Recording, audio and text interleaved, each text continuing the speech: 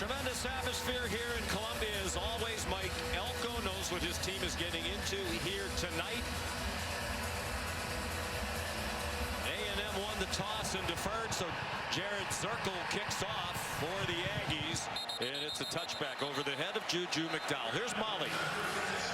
Well, Sean, Texas A&M head coach Mike Elko told us he decided on Sunday that Marcel Reed is their starting quarterback moving forward, and Connor Wigman is now their backup quarterback. There's no plan to play Wigman here tonight, and of course this Aggies team believes in Marcel Reed. Their running back Le'Veon Moss told us that his composure and his playmaking ability really won over this team, saying every time he steps out onto the field, something good happens. He's an underrated thrower. His running ability opens up more holes for our running backs to make big plays, and I am told nothing phases him, guys.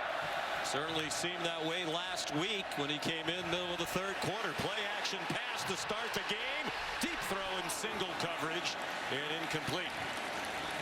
Over the head of the intended receiver Nick Harbor. Lenore Sellers' first throw of the game, a bomb. He's a redshirt freshman from Florence, South Carolina, first-year starter. And the coaches believe, Greg, he's improved as the season's gone along. And I feel like he's more confident. The game's slowing down for him. And had he completed that pass, this stadium might have crumbled to the ground with the energy in this building. He's under duress and breaks free from Scooby Williams. Throws on the run, and it's caught. 20-yard gain on the completion to Rocket Sanders, their running back. And they just blitz right up the middle. There's nobody that's accounting for the linebacker. That's number 0, Scooby Williams. You got to hit Lenore Sellers and bring him to the ground. His best attribute is his scrambling ability and keeping plays alive. Sellers tosses it out to Sanders with room on the corner. Across midfield and then belted down after an 8-yard gain. Hit hard by Marcus Radcliffe. One of their safeties, part of an excellent A&M defense, not just up front. They're giving up just 18.4 points per game. That's 19th in the country. They're an extremely physical group, but they're really good at all 3 levels. The defensive line's the headliner, but Mike Elko's linebackers and safeties have also really stepped up this season. It's a gain of 9 for Sanders. South Carolina off a bye week. Sanders has been banged up, recovering from a high ankle sprain. Sellers after the play fake. Zinged one over the head of his intended receiver, Mazio Bennett. They took a shot down the field on 2nd down and 1 with Dalton Brooks in coverage for the Aggies. That's twice now where Texas A&M's missed Lenore Sellers in the backfield with an unblocked defender, and 3rd down's been a problem for South Carolina, and it's their biggest point of emphasis today. Staying in 3rd and manageable, like 3rd and 1s to 3rd and 3s, in that vicinity is great because they have their whole playbook available to them. Can run it or throw it with this down and distance. How about this formation? A triangle around Lenore Sellers. He handed it off to Raheem Sanders for a 3-yard gain and a South Carolina 1st down. South Carolina's offensive line has really struggled at times this year against great defensive fronts. 32 sacks given up. They've really struggled on 3rd down in obvious passing situations, so they got to do a great job of getting the ball out quickly and giving those guys different looks so they can't rush the passer with great ferocity. 5 receivers spread the field. That pass batted up in the air and it falls incomplete. Sanders tried a quick throw and it's knocked down by Shamar Stewart. If he's going to have a quick game throw, it's a good job by Stewart. Can't rush the passer, so stop, get your hand up and see if you can't knock the ball down. He does there. And now South Carolina in an unenviable 2nd and long. Run it now to make 3rd down more manageable. And they do run it with Sellers, who scampers out of bounds at the 40-yard line. They want a late hit on the South Carolina sideline. They won't get it. A 3-yard pickup, and here comes 3rd down and 7. He was actually out of bounds before he took the hit from Marcus Ratcliffe that the Gamecock fans sideline didn't like. Understandable on their sideline, but here 3rd down and 7, you might have 2 downs to get it. So you can run it here if you like the numbers inside, but it looks like man coverage across the board. 3rd down and 7, 4-man rush. Sellers took off running, slides down. He might not have gotten the first down with that slide. If he stayed on his feet for another step, he has the first down. But instead, it's going to be 4th down and 1. Potentially a big play there already. We've seen Sellers do this a couple times, not knowing where he's at, but young quarterbacks need to know. Don't slide on 3rd downs and touchdowns. And Shane Beamer's young quarterback there could have had the conversion. And Coach Beamer is going to go for it on 4th down. And it's a first down. Raheem Sanders, sturdy running back at 230 pounds, just put his head down and powered to the 32-yard line. It's going to be interesting watching Rocket Sanders throughout this game. Has been a little banged up this year. Injured his ankle early in the season. Hasn't had quite the same level of twitch. But the Carolina coaches tell us that he's as healthy as he's been all year. Sanders bounces outside. Certainly looks healthy on this opening drive. He got 9 more. Tackled by Dalton Brooks, their 2nd leading tackler for the season, behind only their defensive captain, the linebacker Torian York. You have to love this start from Dowell Loggins, the offensive coordinator for South Carolina, mixing up run pass, getting his quarterback comfortable, taking an early shot to get A&M thinking about it. It's been a great first drive. Oscar Adaway came in at running back, and he went in motion to the right. Empty backfield, design run, and it's Lenore Sellers on his way to the end zone. Touchdown, South Carolina.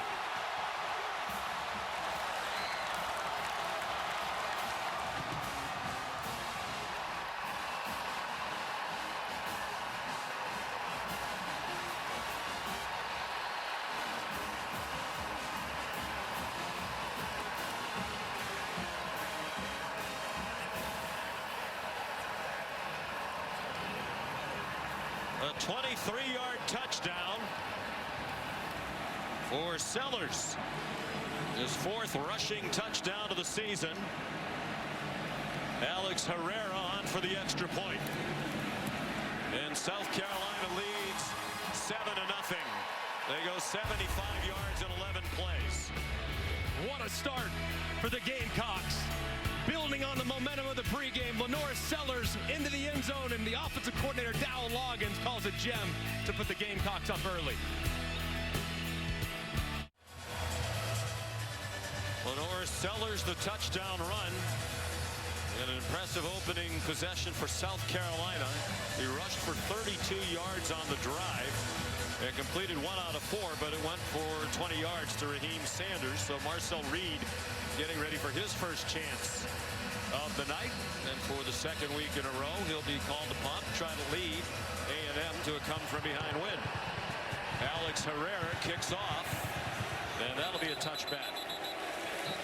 Take a look at the opening drive touchdown from the AT&T connected cam. It's a pin and pull. It's just a thing of beauty designed there by Dowell Loggins, the offensive coordinator.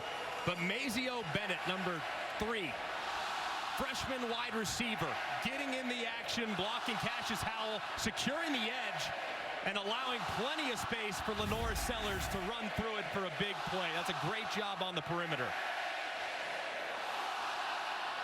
So here come the Aggies, led by Reed, the redshirt freshman from Nashville, Tennessee. He hands it off. There's a flag down.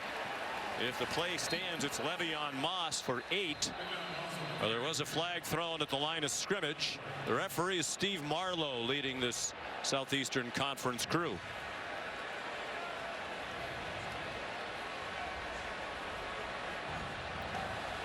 Offside. Defense number 6 in the neutral zone at the snap.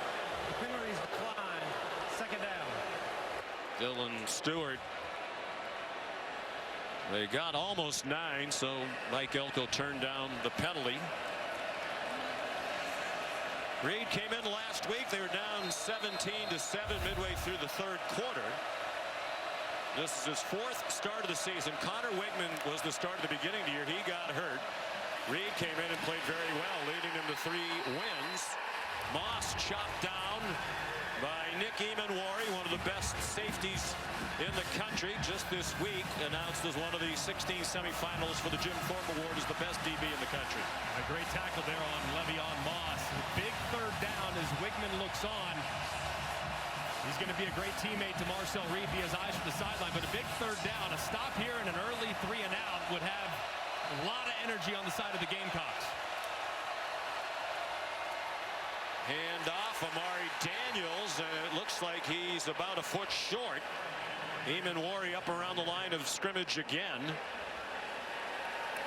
Dylan Stewart involved in the play. They are short. And Mike Elko is leaving the offense on the field for 4th down and inches. They'll run the ball here. He's trying to draw the Gamecocks offside. Now he runs under center. Will they snap it? Still plenty of time on the play clock. Both teams trying to get the other to flinch. They do snap it. Reed got stood up. Surges forward at the very end, but he is short.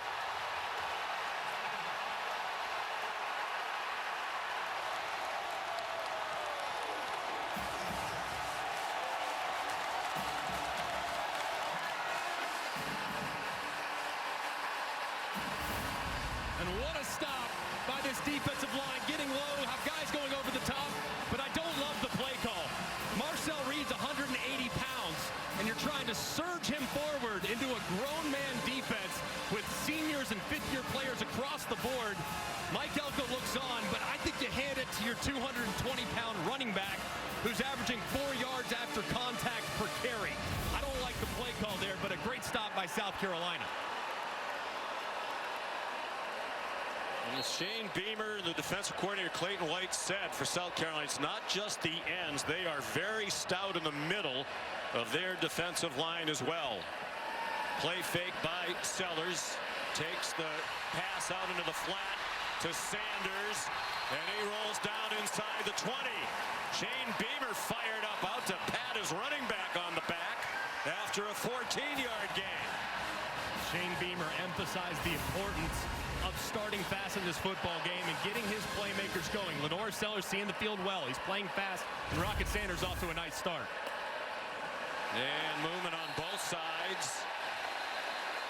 Looked like Scorton came across, and then Cason Henry moved at right tackle in response.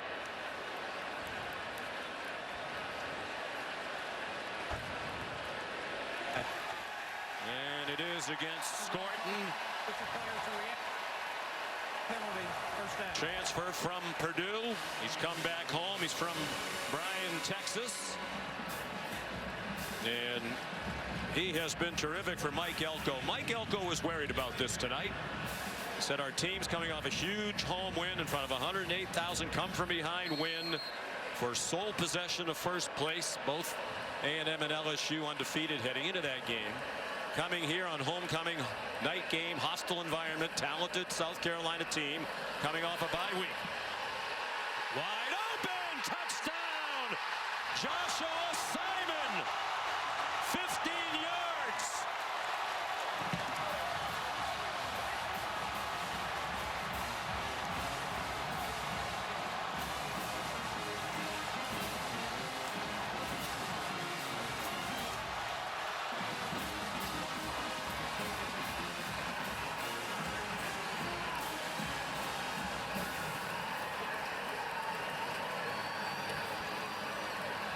Simon's their leading receiver. He came in with just 20 catches. They're a team that does it primarily on the ground, and more specifically, they do it on defense, as they did to set up that possession on the 4th down stop. Herrera's extra point has made it 14-0. Big 4th down stop by South Carolina to force the 3 and out, gives the offense the short field. They pay it off with another great throw by Lenore Sellers as hockey is rolling here in Columbia. Capital One card holders can get their own rewarding performance when they redeem their credit card rewards for tickets to exclusive events and experiences on Capital One Entertainment. Scan the code on the screen to learn more. Capital One, what's in your wallet? Taco Bell Live Moss student section going crazy all season long. Student sections around the country competing to be the Taco Bell Live Moss student section of the year. Download the Taco Bell app to learn more. 2 weeks ago in their last game in Norman, Oklahoma, they raced out to a 21-0 lead. Carried by the defense, they scored 2 defensive touchdowns. Complimentary football tonight for the Gamecocks out of the gate, but a long way to go. Fair catch made by Isaiah Williams. Time for the Modelo playbook. The Aggies a heavy man coverage team, and you know what beats man coverage? Misdirection, tight ends, and running backs. Well, this time, misdirection. They fake the handoff inside, rolls Sellers to his right, throws a fadeaway jumper, and you get a tight end working against Torin Gork, the linebacker, and he's wide open in the back of the end zone. Just a thing of beauty with the design from Dow Loggins. And this offense is clicking in high gear, picking up right where they left off. Second possession for Texas A&M. They were stopped on 4th down and inches. Reed managed to get it off at the last moment. Le'Veon Moss rolls out near the 45-yard line, and he is hurt. He got hit hard at the end of the play by DQ Smith. It's a 20-yard game, but a lot of concern over there on that A&M sideline as their outstanding running back, who is extremely tough, is not getting up. 14-0 South Carolina, first quarter. Texas A&M running back Le'Veon Moss couldn't put any weight on his right leg. He had to be helped to the injury tent. Head coach Mike Elko went and checked on him. I'll update you on his status, but they are looking at a right knee injury in there. And Moss told me he cares so much about this team and said, my mentality is the only way I'm leaving the field is on a stretcher. I'll let you know more as soon as I have information, guys. And they're a little thin at running back. They lost Reuben Owens to a foot injury in training camp in August. He was in a battle with Moss to be their lead running back, and they envisioned that they'd be a great 1-2 punch. Marcel Reed takes off running, and he got 8 to advance into Gamecock territory, where Bam Martin Scott made the stop. This Texas A&M team has battled adversity all season long as far as injuries are concerned. For the next man up type of approach, but Le'Veon Moss has been their MVP, so that one hurts a little more than really any other. Facing their largest deficit of the season, the A&M Aggies. Amari Daniels, the running back, he'll be the featured back now. He's been a 1A behind Moss this year. He was their leading rusher last season in a 7-6 season under Jimbo Fisher in his 6th and last year as head coach of the Aggies. And he's stacked up for no gain. Bam Martin Scott in there again, a 6th-year senior out of Fort Wayne, Indiana, on a team loaded with veterans. They have 37 players on the South Carolina team who are seniors, either 4th, 5th, or 6th year.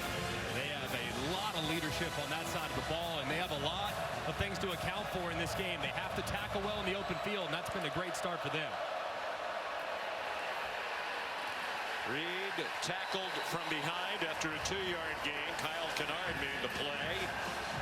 The transfer from Georgia Tech, who's had a fabulous first season here in South Carolina. 3rd down and 8. And this is what you want to avoid if you're offensive coordinator Colin Klein.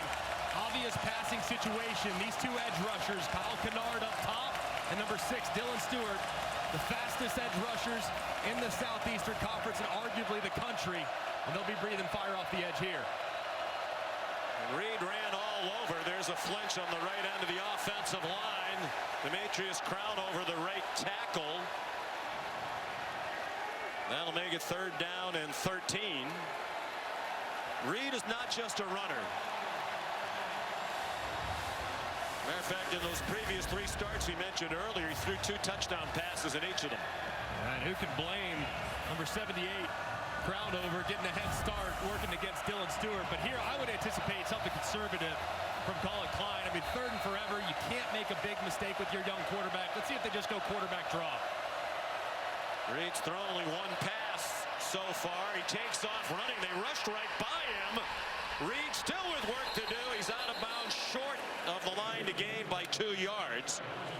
Knocked out by O'Donnell Fortune, but it makes it a much more manageable 4th down should Mike Elko choose to go for it, but he's not going to after they got stuffed on 4th and inches in their own territory. He sends the field goal team out. You like that decision? I don't love it. I mean, don't get me wrong. You can get short, you're in trouble, so you got to kind of stop the bleeding. But 4th and 2, man, with a run team that can push you off the ball, I'd go for it. Trust the O-line. 52-yarder for the veteran Randy Bond, who would match his career long. He got plenty of it, and they're on the board with room to spare right into the All-State field goal nets. He's a terrific kicker, now 15 out of 17 on this season. Probably just sensing that if they get stopped again, this place is going to absolutely come unglued. So just opting to just take the points there, make your offense a young offensive coach, a young quarterback, and allowing them to kind of stop the bleeding, so you speak. And Le'Veon Moss not available to them, who might be the call on 4th down and short. Here's our SEC on ABC college football schedule next Saturday. It'll start at noon. Texas Idol this week back in action at home against Florida, which gave Georgia all good handle today. Georgia survived, and Ole Miss walloped Arkansas today to set up a big one at 3:30. And they cap it at 7 o'clock. Alabama and LSU. All 3 games also available on the ESPN app, so you can watch anywhere. What a performance by Ole Miss today. Without Trey Harris, too, their top wide receiver, it's nice to have a guy like Jordan Watkins step up and go catch 5 touchdowns, young man. 5 touchdown catches, playing without perhaps the best wide receiver in the country. Jared Zirkle's kickoff down to Juju McDowell. They faked a reverse, and McDowell's down near the 30-yard line with a 28-yard return for Shane Beamer. They play excellent special teams under Shane Beamer. Beamer ball 2.0. Of course, his dad, Frank Beamer, legendary Hall of Fame Virginia Tech coach, who was best known for his special teams units. Like father, like son. The team really has improved under Shane Beamer these last few years. They've really played their best football at the end of the season. Kind of struggled sometimes in September and October, but man, they've finished really strong, most notably in 2022 when they knocked off some big-time teams down the stretch. They're 8-4 in November in 4 seasons under Beamer. Well, the previous 3, this is their first November game tonight. Sellers gone away, takes off running, has a first down. Just stiff arms some would-be tacklers away and slides down at the 42. What a 12-yard run by Sellers, who's 6'3", 242. And how about escaping Shamar Stewart, who beats the left tackle Josiah Thompson inside. That's multiple times now. Aggies have had hands on Sellers, and he breaks free for a big play. They line up quickly. Oscar Attaway comes in at running back.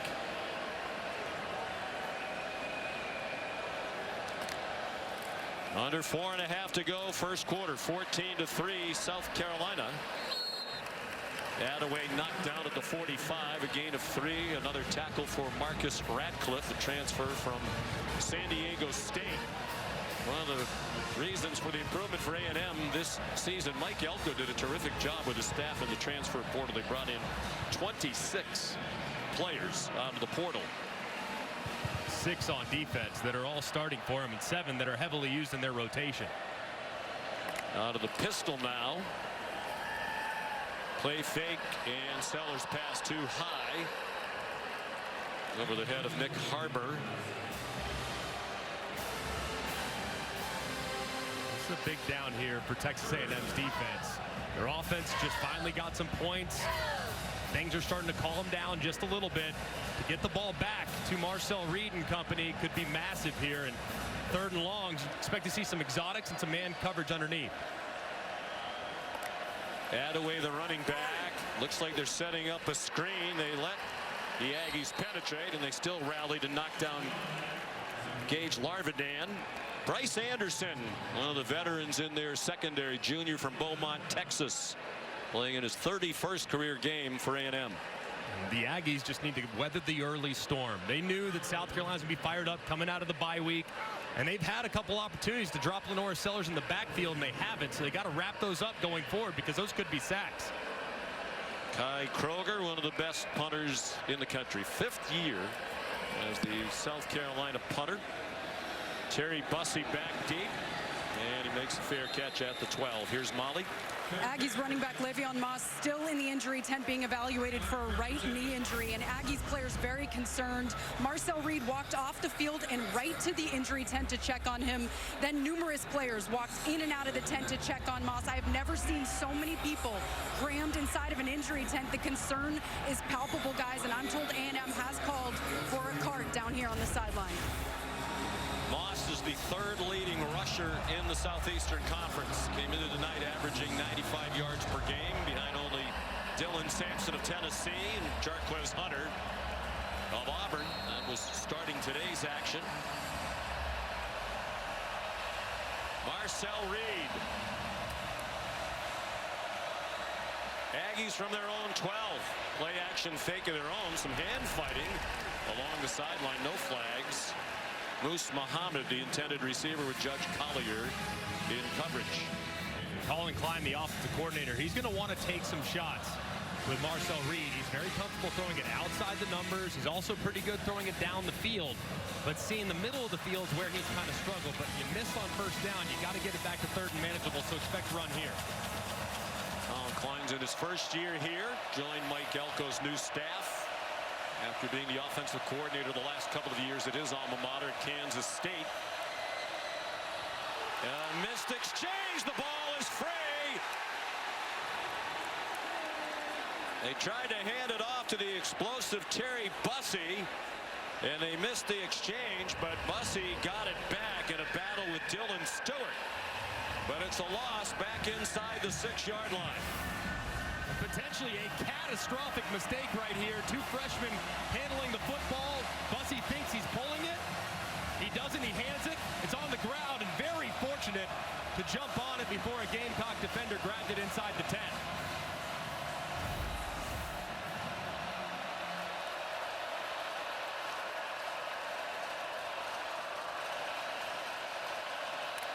Third down and 15. Reed can't find anybody. There's a flag thrown as he runs out of bounds at the 13. Flag thrown behind him after a 6-yard gain.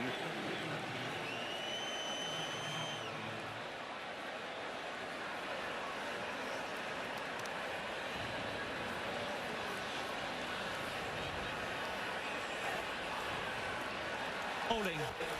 Number 55. Armaji Reed Adams called for it, the right guard.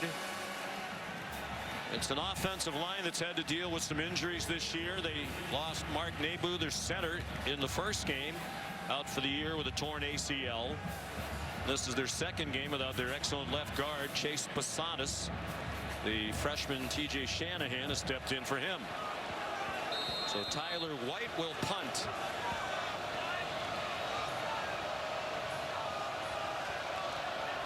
He's had an outstanding year for the Aggies. This is not his best.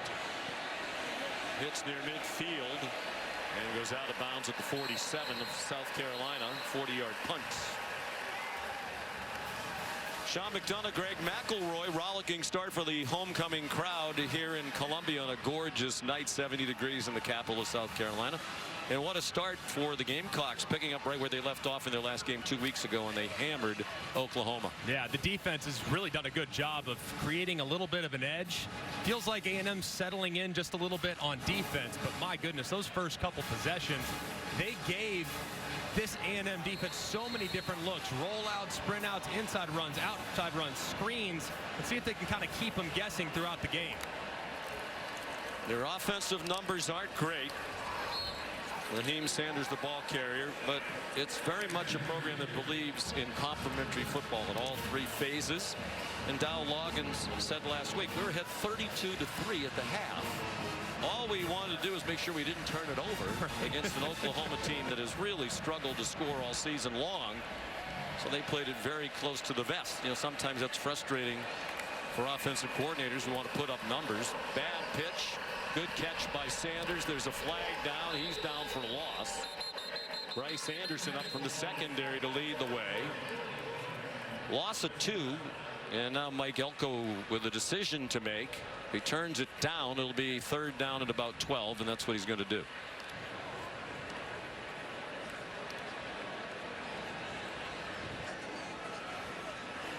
Elko, 47 years old, was the defensive coordinator at A&M for 4 years, 2018 to 21, under Jimbo Fisher. Left and went to Duke for 2 seasons as the head coach.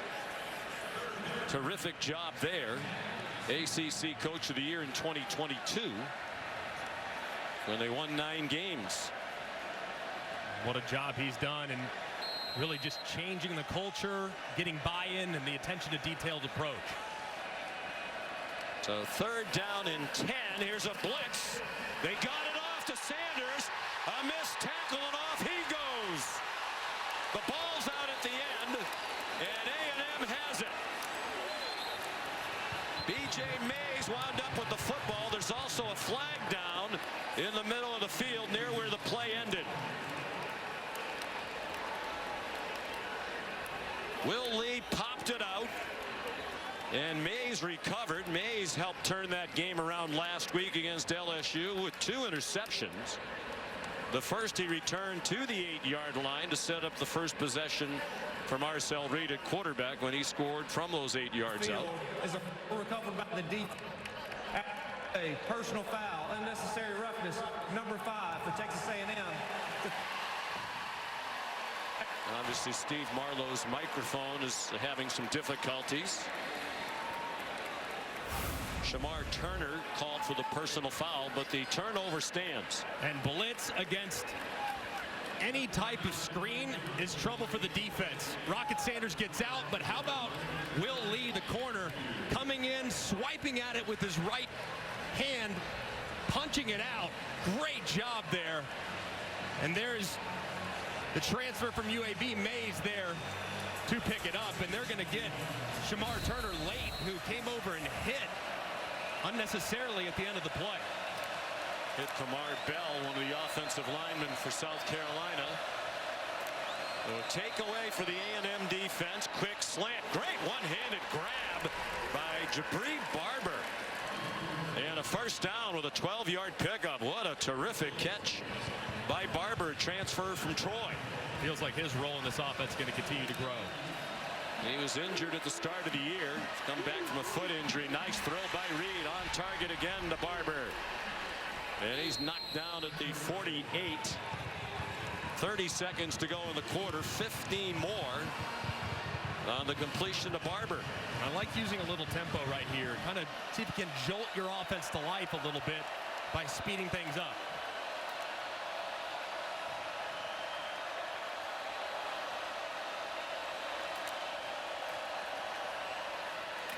Amari Daniels, hard-earned couple of yards to midfield and what's going to be the last play of the first quarter. South Carolina leads 14-3. ESPN's presentation of college football on ABC will return after this message and a word from our ABC stations.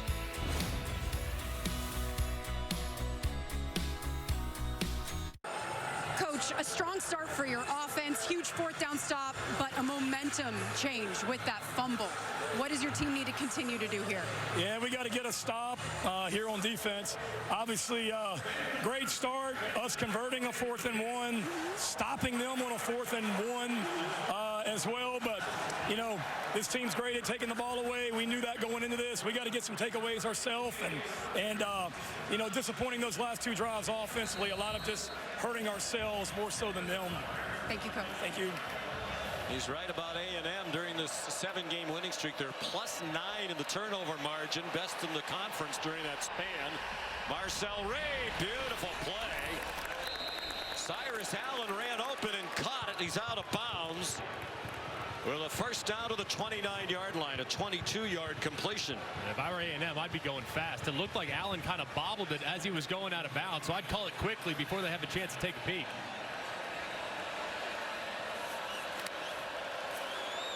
Reed, another missed exchange, and he falls on it. Well, that's a couple, and Reed's frustrated. And it's a big loss of 8 on the play. This has been a handful of mistakes already. 2 between running backs and Reed in just a simple exchange. I mean, they got to calm things down a little bit here. I know it's a hectic environment. I know it's hostile, but big mistakes getting behind the chains is not a good recipe against this defense. Very rarely a good recipe against any defense, but particularly against a bunch as salty as these Gamecocks. There's a high throw. Cyrus Allen couldn't make the catch. And again, they're not just the defensive line either. Talented linebackers and a veteran group in the secondary as well. 4 out of 6 passing for 69 yards for Reed. And they're right on the fringe of field goal range here. You would expect something. Maybe just conservative, run it up inside, make this field goal a little bit easier. It's unlikely to convert a 3rd and 19 against this pass rush. They empty the backfield. It's a design run for Reed, and he gets nothing. They were ready for that. Dylan Stewart, the true freshman out of Washington, D.C. One of the top recruits in the country, number 14 overall in the ESPN rankings in this last recruiting class. Connor Wigman watching tonight. A couple of years ago, the class of 2022, he was the #1 pocket passer in the entire country coming out of high school. So here's Bond, and this would be a career long. It's already connected from 52. This would be 55. Really no breeze to speak of here in Columbia tonight. And that one is long enough, and that one is good. Oh. How good are these kickers all over college football? And that was good with plenty of room to spare. As soon as it left his foot, you heard the crowd go quiet. They knew it was plenty of leg, plenty of distance, and right down the middle. From the logo, it splits the uprights. Well done. Look at how that's up into the net. Yeah, why does he look so puzzled? I mean, that thing almost hit the scoreboard. A heck of a kick. Mike Elko, even after that big win against LSU last week, a little disconsolate when we met with him last night. He's a big New York Yankee fan and was disappointed about their loss in the World Series. He's a New Jersey native, graduate of Penn, played on an Ivy League championship team in the late 90s. Do you want a little bonus Affleck trivia question? I would love that. He's one of 3 Ivy League graduates who are FBS head coaches out of the There's 3? 3.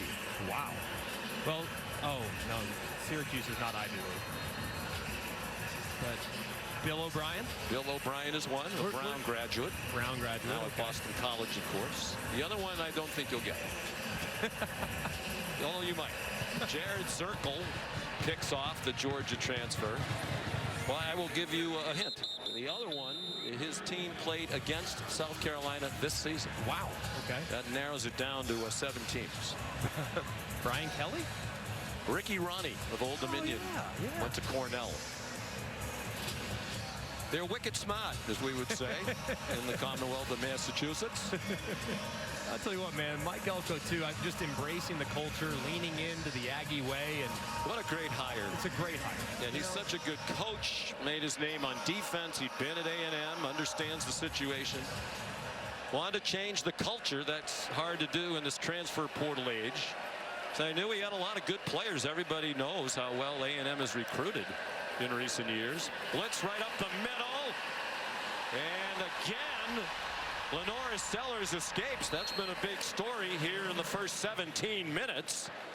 He has looked like he might be taken down for a loss, and he's turned it into gains a couple of times. I mean, this has to be 5 or 6 times where the Aggies have had an unblocked defender rushing Lenora Sellers, and he pulls a Houdini. I mean, that's an amazing play. What should have been a loss of 5 is a gain of 5. Pressure again, brought by A&M. They run through it with Rocket Sanders. And the Rocket has a lot more fuel tonight. Clearly healthier than he's been for a lot of this season. He suffered a high ankle sprain in their crushing loss here to LSU. And this is a great run by Rocket Sanders. Breaks to the outside. This is the speed that we haven't seen as much of the last few weeks. He's been trying to get back to 100% with that injured ankle. 28-yard gain. Sanders again changes directions. The Aggie tackling hasn't been up to its usual standard so far tonight. And that's a 6-yard gain for the transfer from Arkansas, where he was first team All-SEC 2 years ago. Interesting transformation for South Carolina in these 2 years with Dow Loggins as the coordinator. Last year, they were extremely pass heavy when they had Spencer Rattler quarterback, Xavier Legette at wide receiver. But with those two gone, with Sanders here and Sellers a good running quarterback, they really changed it around completely.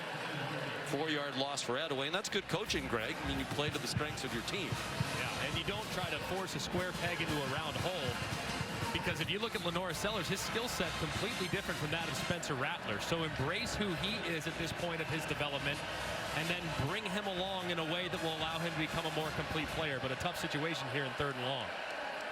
3rd and 8. They really aren't in field goal range for Alex Herrera. Again, Sellers running away from Aggies, and he puts his head down and steamrolls the tackler B.J. Mays for a first down.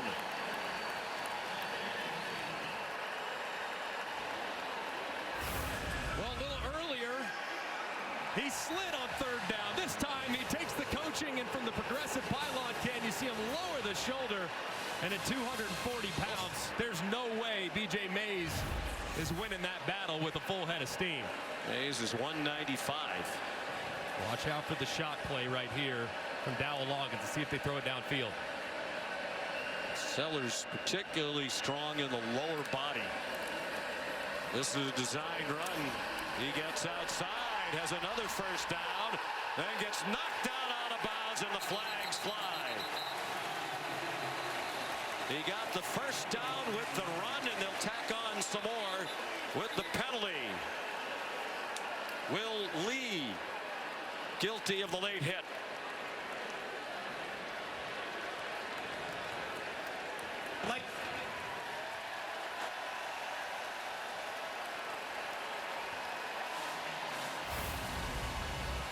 And just the exact same play that we saw earlier from Lenora Sellers that he scored the opening touchdown on. Just pin and pull, receivers blocking down, offensive lineman getting out in front, Lenora Sellers at the end.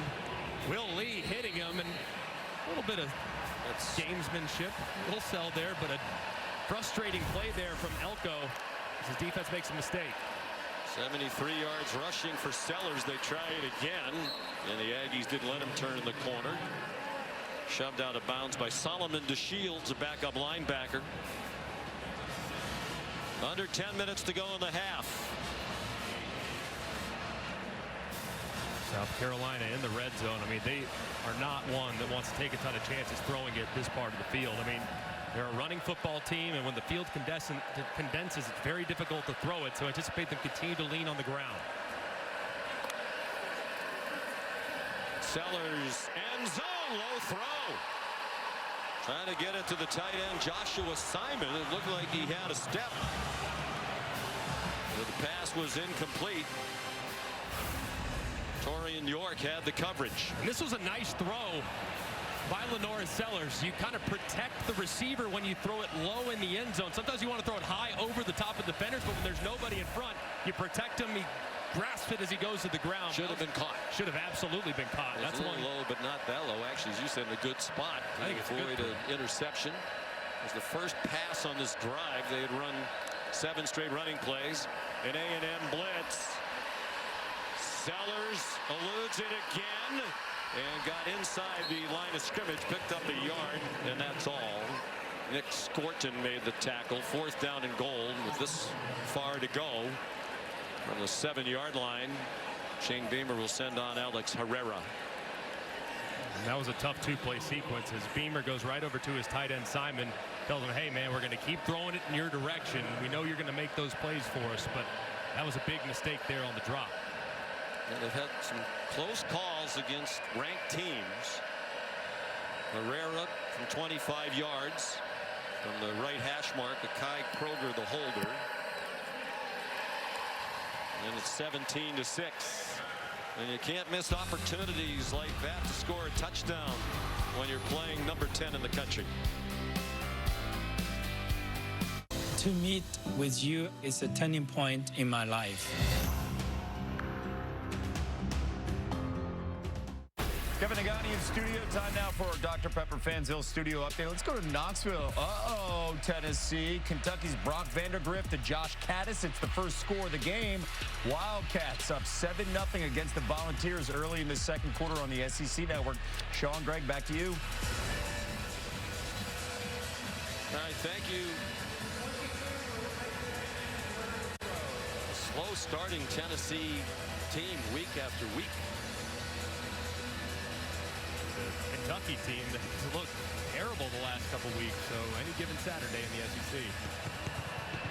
Kai Kroger kicked it out of the air. They didn't put the ball on a tee, and he pulled it out of bounds. That is certainly not what Shane Beamer was hoping for when he decided to not go with Herrera. I think he wanted a directional kick by the terrific punter Kroger. Herrera's not a touchback man. Free kick out of bounds, 39, kicking team. The ball would be placed at the 35-yard line, first down. And Shane Beamer frustrated. Special team's been good this year, but not up to their usual standard. It's a drop kick kickoff out of bounds. And remember, I mean, they did the drop kick onside kick against Alabama, so maybe just a little gamesmanship there, but that was poorly executed. E.J. Smith running back now. Le'Veon Moss taken to the dressing room on a cart. Looked to be a significant leg injury. Bam Martin Scott made the tackle on Smith. Texas A&M just needs to stay committed to running the football. The offensive line, they tend to get better as the game goes along, so don't abandon it by any stretch. Just continue to pound away with some time-extending drives. Reed pulled it back through a bit of a knuckleball caught by Terry Bussey for a 7-yard gain. Electric freshman, highly recruited. And the coaches told us last night he could play anywhere. He could play just about anywhere on offense. He could play anywhere on defense. They're 0 out of 4 on third down. This is third down and 1. Amari Daniels back in at running back. Marcel Reed now 5 for 7 passing for 76. Daniels first down and much more. He may go. Amari Daniels touchdown. 56 yards.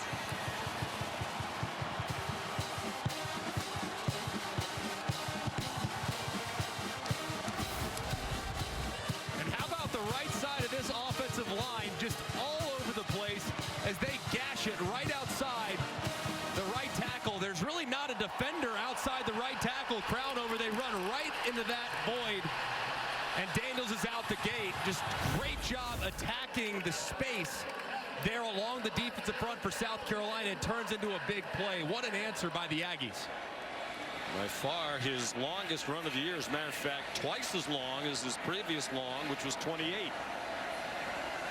For as much as it seems as though everything's gone South Carolina's way, their lead is now 4 points after the extra point by Randy Bond. Amari Daniels, the junior from Miami, tells this homecoming crowd to pipe down.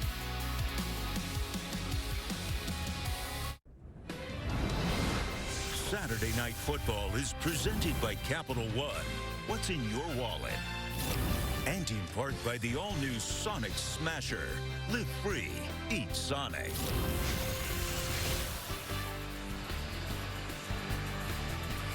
You're watching the SEC on ABC.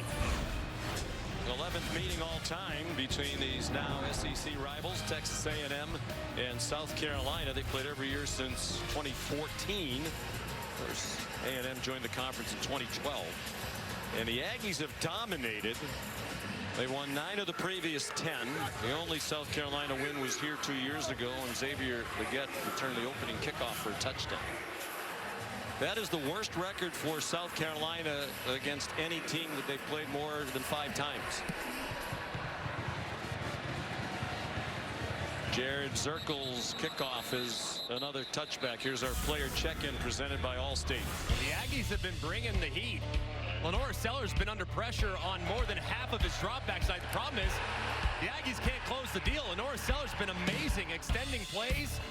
They've also gotten hands on him multiple times. They just can't bring him to the ground at 240 pounds with a lot of burst and athleticism. They've gotten him in good positions, but he continues to pull the rabbit out of the hat. This Aggie defensive front is going to have to be a little bit more disciplined when rushing the passer, and they got to finish when they get hands on the quarterback.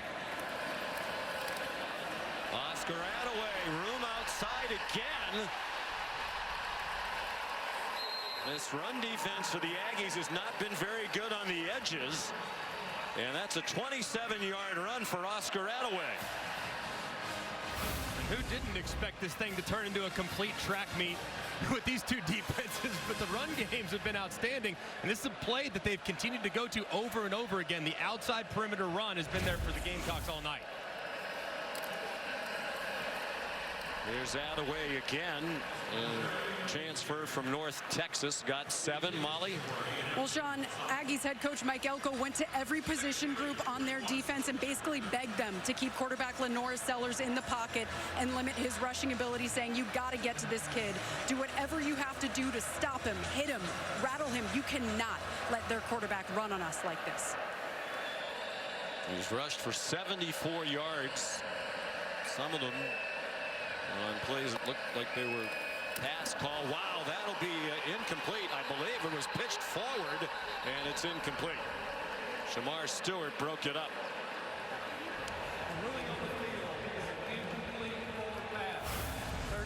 And that's one of the reasons why you run the play like that. In case this happens, it is just an incomplete pass. If you need an example of just how powerful Shamar Stewart is, I mean, he just hit Jared Brown. I think Jared Brown flew 10 yards. It seemed like just so big and physical up the field, but fortunate incompletion there for South Carolina. Jared Brown battling back from injury. They do think they can get some playmaking from the wide receiver position out of him. They're ordinary at that position.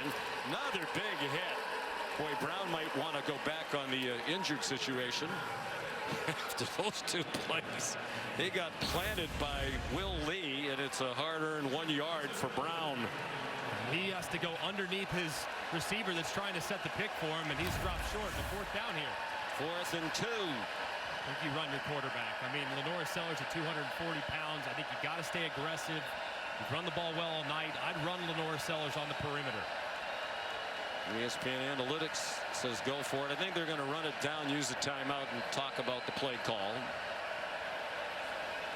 Because the microphone into his helmet gets shut off at 15 seconds. There was nobody over there signaling any plays.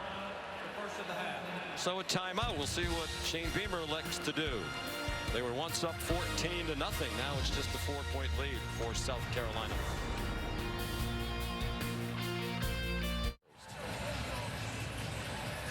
Back in Columbia, South Carolina, 5.5 to go till halftime. South Carolina leading 17-13. They were up at one point 14-0, and it looks like they are going to go for this 4th down and 2 at the Aggies 40. And if I'm Shane Beamer, I like being aggressive here. Maybe try to go with the hard count, see if you can get him to jump off sides. But I would get Lenora Sellers out of the pocket. He's on the left hash, roll him to his right, and see if you can maybe create a little separation. If nothing's there in the passing game, he takes off to convert on the run. Well, Raheem Sanders on the field for a while now for South Carolina. Quick throw, and it's broken up. Jaden Hill made the play. They tried to jam it on a quick slant to Mazio Bennett, and it was broken up. And they bring pressure off the right-hand side. It's man coverage behind it, and it's really well covered there by the inside slot nickel cover guy, Jaden Hill. He breaks on it immediately, gets that left hand out in front. Pretty accurate throw. It's just great coverage, and Mike Elko's defense has stood up. Made a nice stop. I wonder if there's something wrong with Rocket Sanders. He's been so effective. We've talked a couple of times about how well he's run. He's averaged more than 7 yards per carry. Meanwhile, A&M with momentum on its side now, playing without its leading rusher, Le'Veon Moss. And E.J. Smith dropped for a loss. Demetrius Knight and Bam Martin Scott. And these linebackers for South Carolina do such a great job of recognition. They see it immediately, little speed option. Number 17, Knight, registers so quickly and closes. This is a veteran group that has great recognition. Coaches love Knight. He's 24 years old, the transfer from Charlotte. Over the middle, good throw by Reed, good catch by Barber. And he's within 2 of the first down at the 48-yard line, a gain of 11. It's amazing just how often A&M will get off schedule and then boom, they get back into a third and very manageable. And when they're under 3 yards, they have just 2 pass attempts on third down all season. I expect run right here, see if they can pick it up on the ground.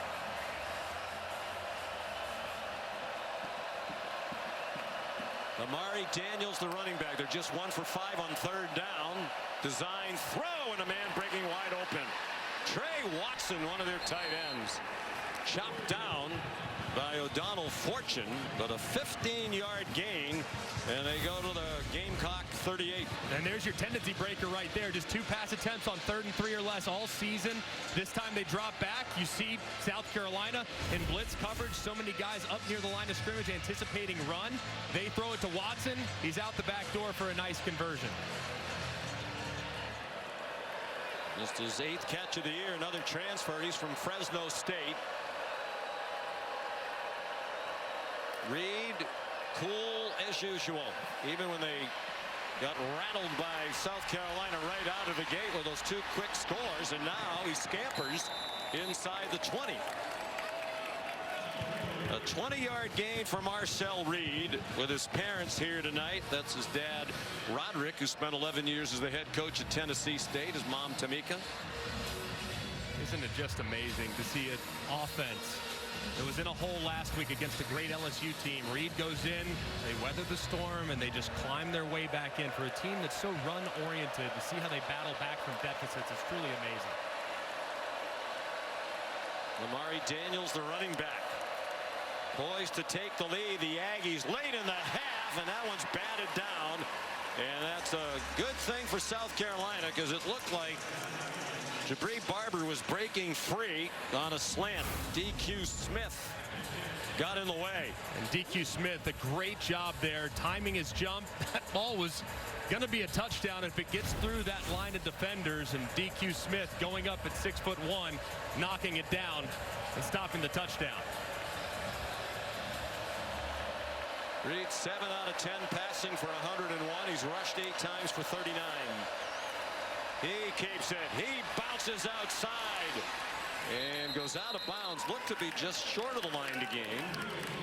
Demetrius Knight there for South Carolina. It's a 9-yard gain. It'll be 3rd down and 1 as we look at it from the progressive pylon cam. Yeah, just out of bounds, a little bit short of the line to gain, but you now have 2 downs to get it if you're Texas A&M's offensive line, and they're really starting to run the ball great here as the end of the half approaches. This has the feel of they're going to use the timeout as the play clock goes to 5. And Mike Elko will use a timeout, his first. Texas A&M, the first of the half, 30-second timeout.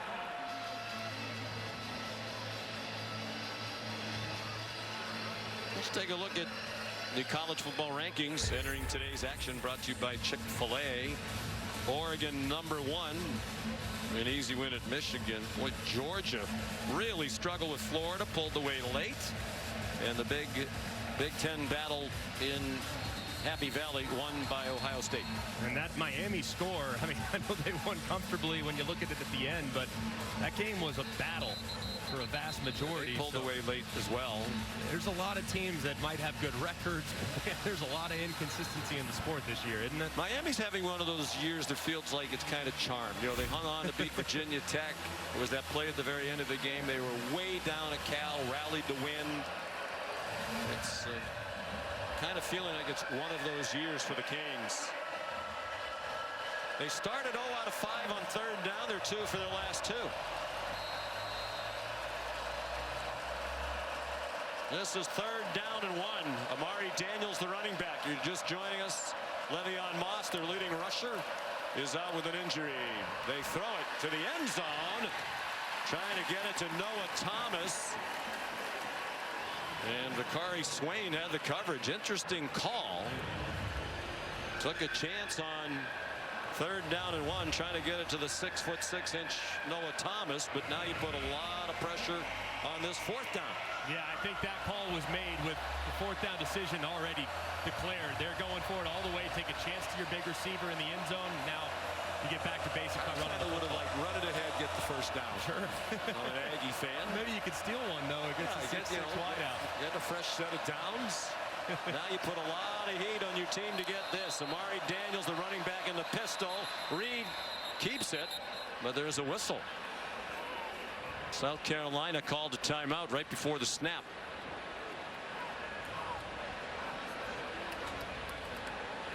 Before the snap, timeout South Carolina. 2nd of the half. 30-second timeout. Please reset the game clock to 2 minutes 11 seconds. It's a program here that could use a big win. They've lost 9 in a row to ranked teams. They really feel like they could be in the position A&M's in right now. Yeah. They had a 17-0 lead here early in the year against LSU, their 3rd game of the season. Sellers got hurt. The game changed. They still led late and lost it by 3. They haven't beaten a ranked team since they won at Clemson late in 2022. And then at Alabama, same deal. The lead early in the 4th quarter. Fell behind, had a chance to tie it on a 2-point play, didn't get it, then recovered the onside kick and went down and threw an interception. Yeah. So they feel like they could easily be sitting here at 6-1. And there's really only one game where they didn't play pretty well, and that was against Ole Miss, who just got their number early. But yeah, they got smoked. They've been in every game, and it's really a testament, given how young they are at certain spots, to see them in these games against high-level competition. Yeah, these are the kind you can need to win. They have an extra offensive lineman on the field, Cam Dewberry. Daniels straight ahead, 1st down. Amari Daniels. 5'9", 215-pounder. That'll take us to the 2-minute timeout. 2-minute timeout. This is the SEC on ABC. Saturday Night Football presented by Capital One.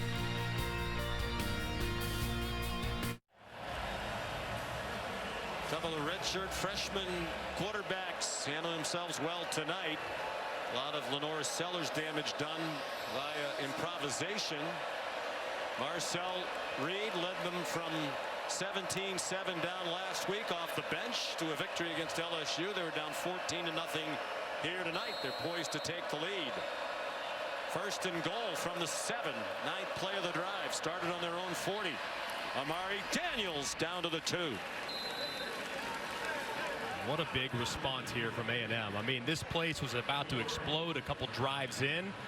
They just weathered it. They forced the turnover, and it's been all Aggies really ever since. It's really impressive, and knowing, too, that they'll get the ball to start the 2nd half. A potentially significant sequence here for the Aggies.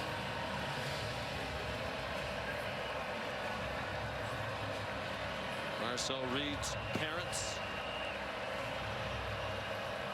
They're going to let the play clock run down again. South Carolina has just 1 timeout. Ordinarily in this situation, especially as you said, knowing that A&M gets the ball to start the 2nd half, you might use timeouts to try to get yourself another possession. Shane Beamer has only 1 left.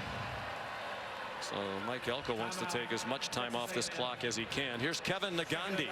Sean, Capital One halftime report is just minutes away with Booger McFarland, Kevin Nagandi here in studio. Clemson down by 10. Highlights coming your way. Pitt undefeated in trouble. Down goes Penn State. Reaction after their loss to Ohio State. What are you seeing in this one? Yeah, it was 14-0. The place was going crazy. I just love the resilience and the composure by young Marcel Reed and Texas A&M. They're a running football team, and the run game has got them back in this. And let's not forget they're doing it without Le'Veon Moss. No doubt right? about it. It shows absolutely. the maturity of this group under Mike Elko. They did not panic, and right now they have the chance to take the lead. Back to you. Reed's played in big games. He's out of Montgomery Bell Academy in Nashville. There's the turnaround the gentleman we're referencing. And he played in back-to-back state championship games when he was in high school as a junior and a senior. You know, it's not the same as playing in front of 77,000 people here, but there's pressure, as you well know. Oh yeah, and he, I think, has handled it beautifully. I mean, being thrust into the situation, down 10 last week, and just handling it like a true pro. It says a lot about his competitive character and being able to just handle the circumstances without allowing it to affect his processing. We mentioned it's his fourth start. The first one was at Florida. A very tough place to play, and he was terrific there.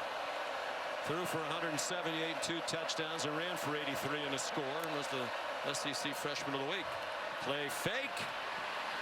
Touchdown, and the Aggies take the lead. Jabri Barber, a 2-yard touchdown reception.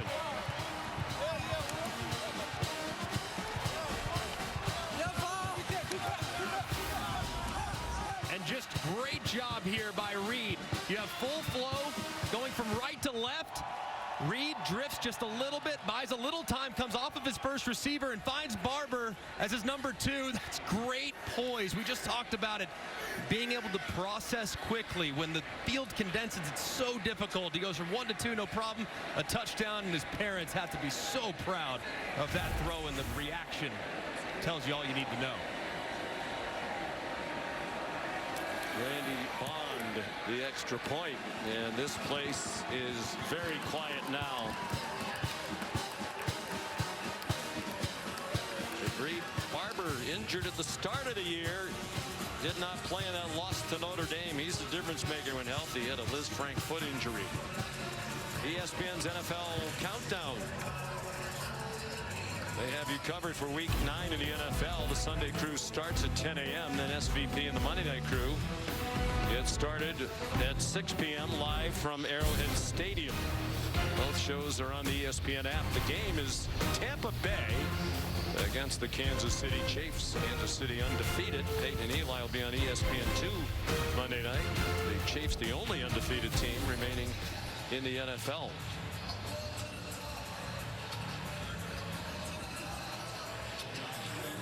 Jared Zirkle will kick off. Juju McDowell back deep.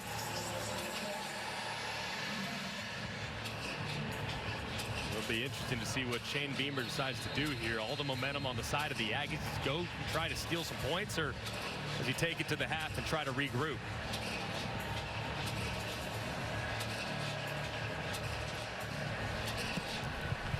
And Zirkle's kick will be a touchback. A&M on a 20-3 run after falling behind 14-0. Sean McDonough, Greg McElroy. My guess to answer your question would be that Shane Beamer plays it conservatively here. You know, they're really not an explosive offensive team. They have just the one timeout.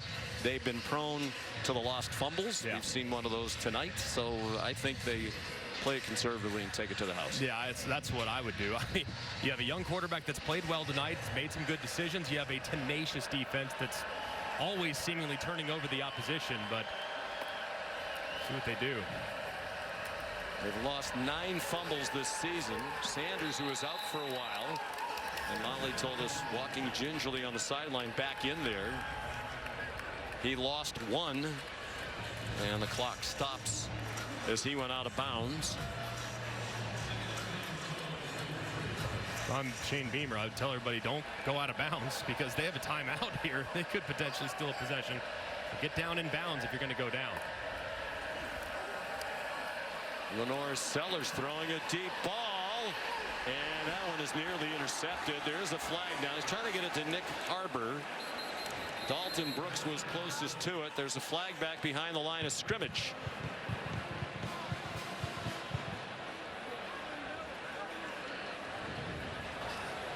Personal foul. Roughing the passer. Defense number 5. Low hit. 15-yard penalty. Automatic first down. Shamar Turner, the senior from DeSoto, Texas. And this is a really dangerous play. Hitting Lenora Sellers low. He's going to the ground. So dangerous. And one there, that's a good call by the official. And now with a little better field position, maybe they do start to ramp up the pressure a little bit. It's been one of the negatives for A&M in this terrific start to the year. They're a heavily penalized team, 69 penalty yards per game, 115th in the country. Throw and a catch, and now they might pick up the tempo here. Nice diving catch by Mazio Bennett. They're almost to midfield. Clock running, 43 seconds. One timeout for each team. Sellers bounced off a couple of hits and managed to get out of bounds. Herrera's long field goal is 46.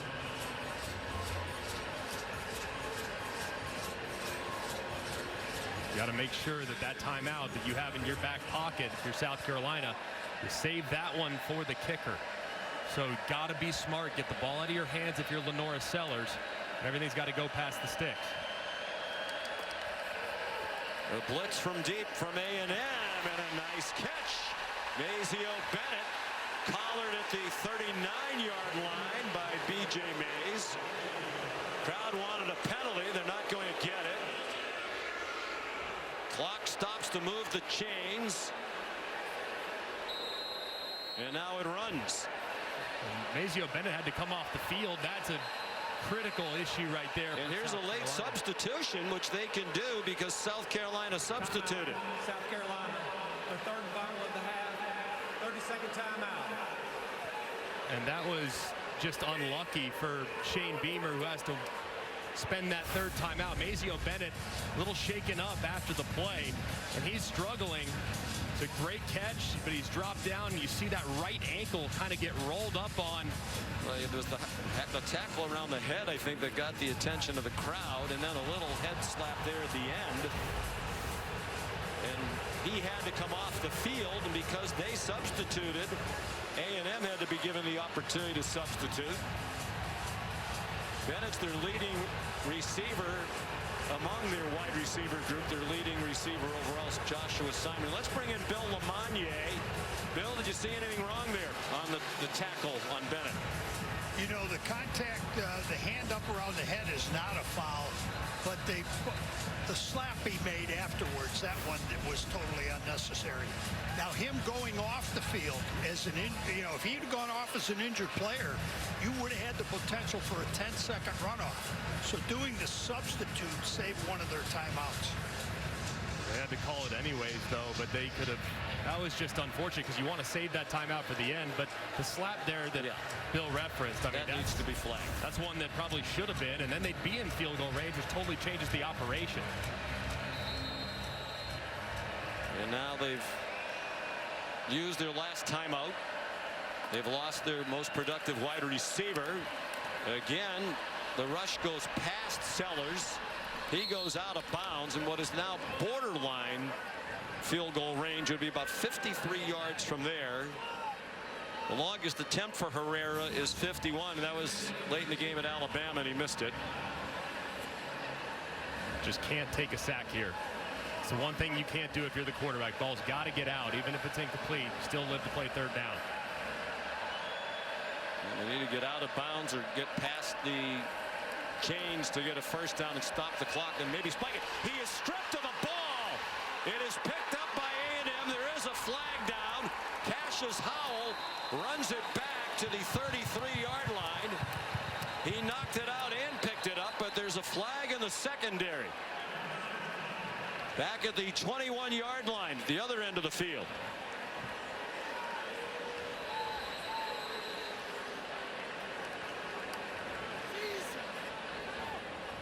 We mentioned all the lost fumbles for South Carolina, and it was Sellers who had lost 4 entering Before tonight. the fumble, holding, defense number 20.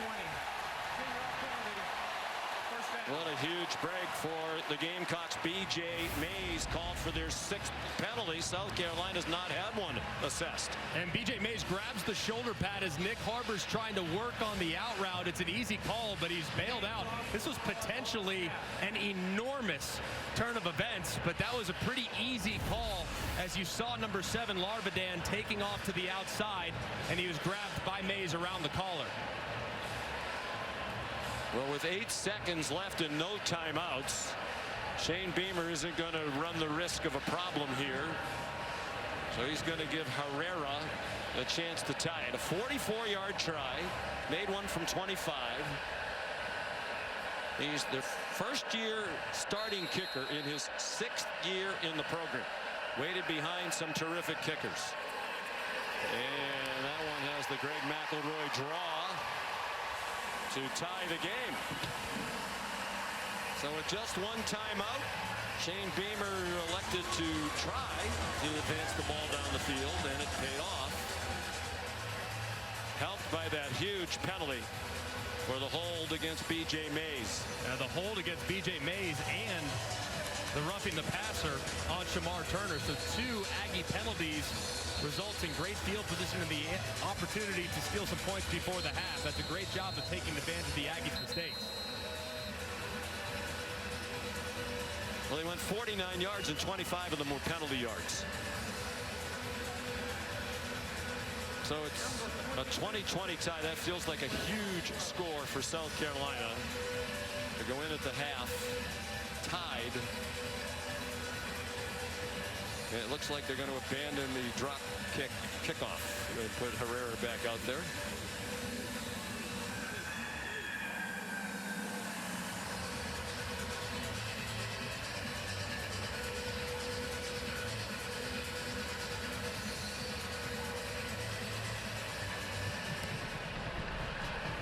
A squib kick.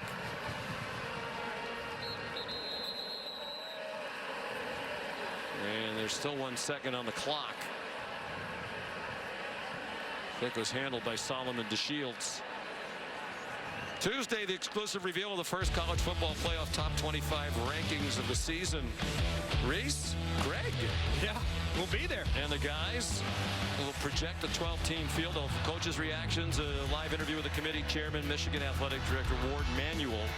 That's at 7 on ESPN and the app. There's nothing else going on Tuesday night, so I'm sure that'll get a huge audience. You'll watch for us, I certainly will watch. Wonderful. Reed takes the knee. Very interesting first half here. And for all of the talk about the defensive lines, pretty high scoring half, 20 points apiece. 255 yards of offense for South Carolina. That's almost a game's worth. 222 for A&M. The 6 penalties really hurt Mike Elko's team. Here's Molly. Coach, a penalty kept South Carolina's drive alive to tie the game. What's your message in the locker room about what it'll take to win this? Yeah, a lot of focus, a lot more composure. We got to stop committing penalties and give them yards. We got to tackle better. For your offense, a huge 4th down conversion for that score that led to that score. How have you seen that group battle through adversity? Yeah, I think we responded well. We obviously started slow. We were able to get this back in. It's going to be a 4-quarter game. We got to make some plays. What can you tell us about the status of Le'Veon Moss? He's out for the rest of the game. Thank you, Coach. Yep. Unfortunately, and perhaps beyond, given how that looked. Tied at 20 at the half. We'll send you to the Capital One halftime report after this message and a word from our ABC stations. This is the SEC on ABC. Saturday night football presented by Capital One from Williams-Brice Stadium in Columbia, South Carolina. Gamecocks on homecoming raced off to a 14-0 lead. Fell behind late in the half, and now we're tied at 20 as we head for the second half. Sean McDonough, Greg McElroy, that had to feel like a win to go into the half tied if you're Texas A&M. There were a lot of things that went wrong for them in that first half. Yeah, I mean, it was all Gamecocks early, and it could have spiraled out of control, but they kind of weathered the storm, and then they really answered. But a lot of self-inflicted mistakes. 6 penalties, 58 yards that led to South Carolina points, and so many different times they had Lenora Sellers in the backfield wrapped up with defenders all over them, and they couldn't finish. So if you're A&M, you got to feel pretty optimistic with your... Sellers had 11 carries for South Carolina, their quarterback. 7 of them were on scrambles when he was pressured and took off running. The kickoff, the 20-yard line. Here's Molly McGrath. Well, Carolina wide receiver Mazio Bennett left the game at the end of the first half after a hard hit by A&M. He was frustrated it wasn't called for a penalty. He said when a guy gets hit near the head and can't walk off the field on his own, you should get a targeting or at least a face mask call. So he's going to send that to the league. He said he wants Lenora Sellers to continue to run the ball, but the biggest adjustments, he said, will be for his defense. He's harping, getting a turnover, forcing takeaways. On first down, Amari Daniels gets 6. He's taken over as the lead back. Demetrius Knight made the tackle. They're playing without Le'Veon Moss. Leg injury in the first half. He's not going to return.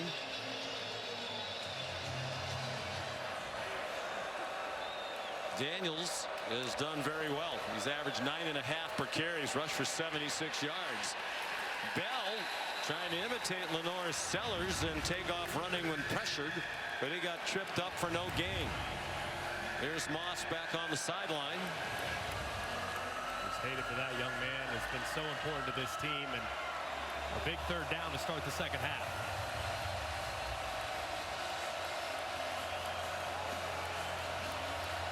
Third down and 4. A&M 2 out of 7 on third down tonight. This is shorter than what they've averaged on third down. Deep drop, and then Bell on target for a first down. Ja'Day Walker, who did not play in the first half because he was ejected for targeting in the second half last week against LSU. And it's a great job by Marcel Reed. Climbing in the pocket, you have great edge rushers for South Carolina who get pushed high. He steps up and delivers a throw for a conversion. That was a good job moving up and threatening the line of scrimmage. Well, for all the talk coming in about these two outstanding defensive lines, and they are terrific, there has not been a sack in this game, in large part because of the elusiveness of these two redshirt freshman quarterbacks. Noah Thomas dropped for a loss. Judge Collier, the cornerback, dropped it for a loss of 2. Both these defenses have to feel decent about their personnel, but man, they had a lot of big plays given up in the run game in the first half. Let's see if they kind of secure the perimeter. Both A&M and South Carolina, a lot of big runs given up, which is out of character. A&M came in 10th in the nation, rushing for 221 per game. They're about on pace for that. They're up to 123 yards rushing right now.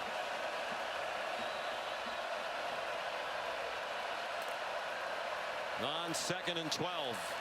Well blocked by the Maroon Goons, as they call them, up front. And a diving catch by Jabri Barber for an 8-yard pickup. Part of the reason why you move to Marcel Reed is for down and distances like this. You can really do anything when you're in third and manageable. You can run it with the quarterback. You can get an empty formation. You can hand it off. You can go zone read. This gives you a lot of versatility as a play caller with a mobile quarterback at center, under center.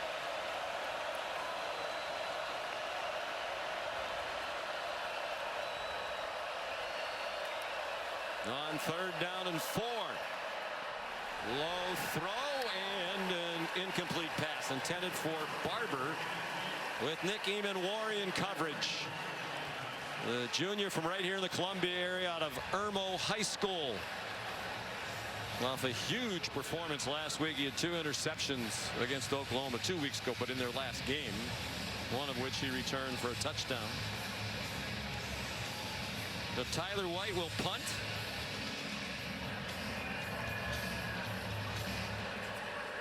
Jalen Kilgore back deep for it.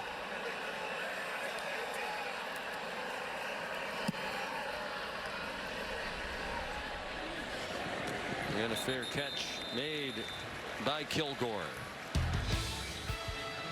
42-yard punt. South Carolina on offense for the first time in the second half after this.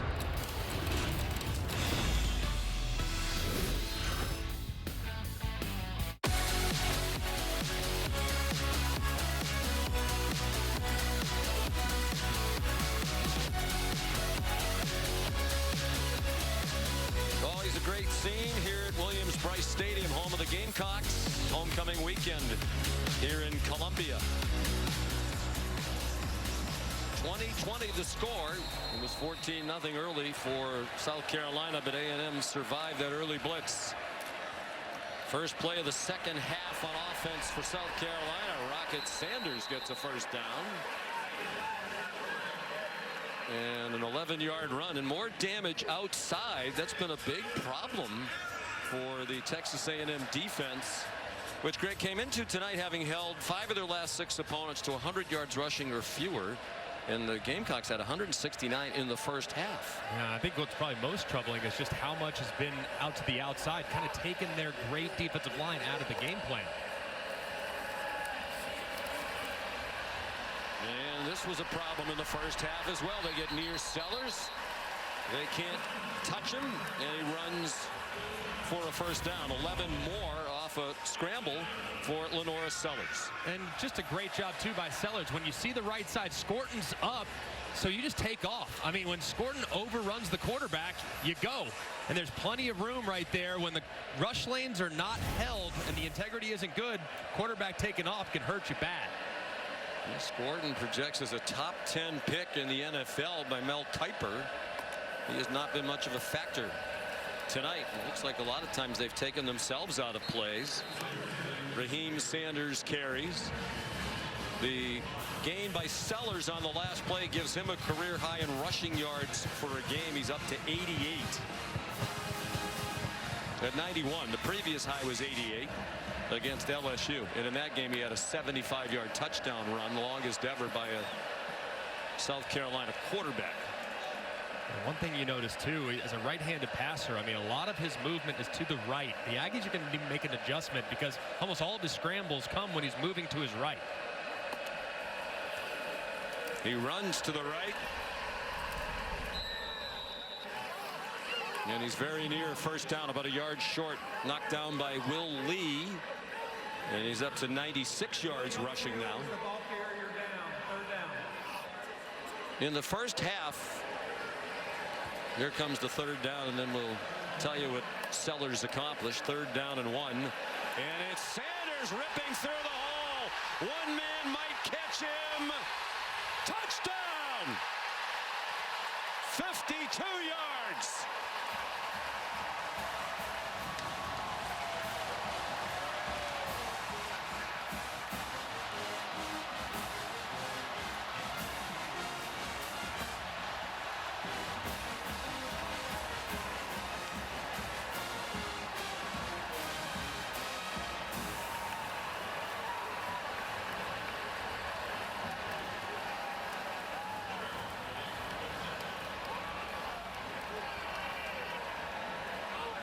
Raheem Sanders puts South Carolina back on top, and the Alex Herrera extra point makes it 27-20.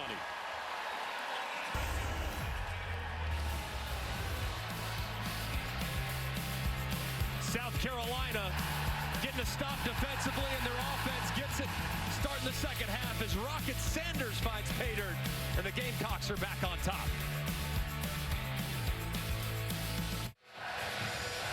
For tonight's Sonic Drive-In recap, it's the Rocket Sanders touchdown. You got 3 for 3. You know what that means? Number 3, Ratcliffe has to make the tackle, but watch this. He guesses wrong. He goes to the inside. Sanders goes to the outside, and there's nobody home. Nothing but green grass between Rocket Sanders and the end zone because Ratcliffe guessed wrong, and the running back made a great move to find the open hole, and South Carolina starts the second half with a bang. What has happened to the A&M rush defense? They've given up 252 yards rushing. And we still have more than 9 minutes to go in the third quarter. E.J. Smith's going to bring back the Alex Herrera kickoff. He got upended as he approached the 20-yard line. So Sanders, bothered by a bum ankle lately, has been ineffective the bye week. Coach Beamer said did him a lot of good. He was explosive on the practice field this week. And he's rushed for 123 yards. That touchdown, the second longest rush of the season. The previous long was 66. against LSU. That was the game in which he injured his ankle. He looks faster, though. I mean, even on some of the shorter runs, he just has a little more burst tonight. Here's Amari Daniels. 7 lead changes in this game. The 252 allowed by A&M on the ground tonight is the most they've given up since 2022 in a game at Auburn. Big difference from a week ago when I think they gave up like 24 yards rushing to LSU on 23 carries. Very different approach tonight. In South Carolina, man, they've answered the challenge. Reed throws it a little bit too long for Noah Thomas, with O'Donnell Fortune in coverage. 3rd down and 6 upcoming. There's a big 3rd down for Texas A&M. Nothing doing on their first drive of the second half. Now running the risk of potentially going 3 and out with all the momentum on the South Carolina side. So a big down here for Marcel Reed, the freshman.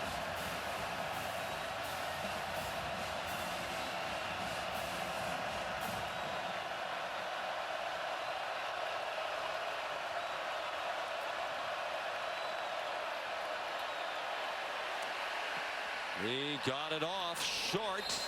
Well, that'll be very close to a first down. Cyrus Allen went lunging toward the pylon, and he's short by just a little bit, as we will see from the progressive pylon camera. And the ball brings him back just ever so slightly. It looks like great effort. Just the thigh down before the ball was extended, though, and one that they probably need to take a peek at either way. Aggressive pylon cam. Where is the ball?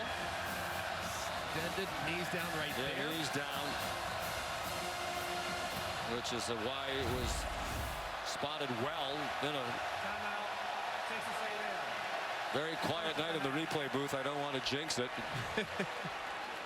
Ken Switzer, the replay officials, had a quiet night. So is Bill Lamonier. But Bill, what say you? Well, I appreciate it, guys. I don't mind a little bit night off. Yeah, you look like you're having a nice bagel there during the half. It was good. He's got his shin down, so that ball is short right at this point here. Right. So the call on the field is correct and should be the way it is. Yes, it is. They got it right. And now the decision to make for Mike Elko on 4th down and less than a yard. I think you go for it. I mean, the offensive line, the way they've been just pounding away, the only time they really got stopped short was on a QB sneak by their 180-pound quarterback. So I think just pound away at Clayton White's defense. Well, they were stopped early in their own territory. Amari Daniels, the running back. No Le'Veon Moss.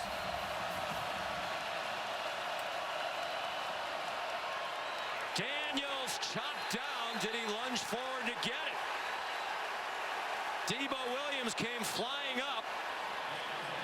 Looks like they're going to mark it short, and comfortably so by about a foot.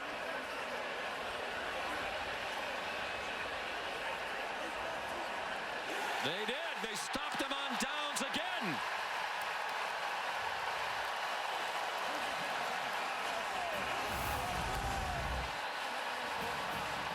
And what a play by the linebacker Debo Williams. He sees it immediately, but look, he goes low.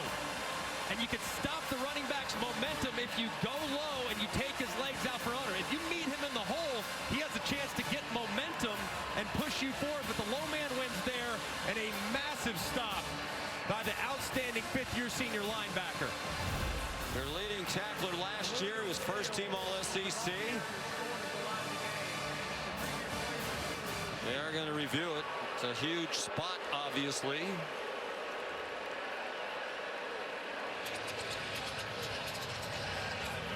Man, that is so hard to meet the running back in the hole like that, too. I mean, he timed it perfectly, and the execution to go low and take him out was an incredible I think play. some of us old-timers just don't like that short yardage formation. You know, when you need a foot and the quarterback's in the gun and the running back's way off the line of scrimmage like that. I understand that. But the thing about it is running back has full momentum going downhill. I don't have a problem with that at all. They stay in shotgun 90% of the time at A&M, so it doesn't really bother me, but it's just poorly executed by the interior of the offensive line. Now in that run through by Williams.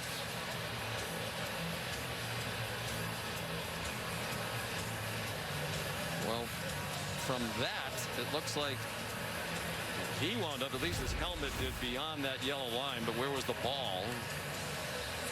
The first fourth down miss was A&M on the South Carolina 34. They didn't get it, and South Carolina used the short field to score a touchdown. Again, no Le'Veon Moss in that short yardage situation. The ruling on the field stands. Yeah, it's very hard to overturn those spots. They marked it just across the 31-yard line.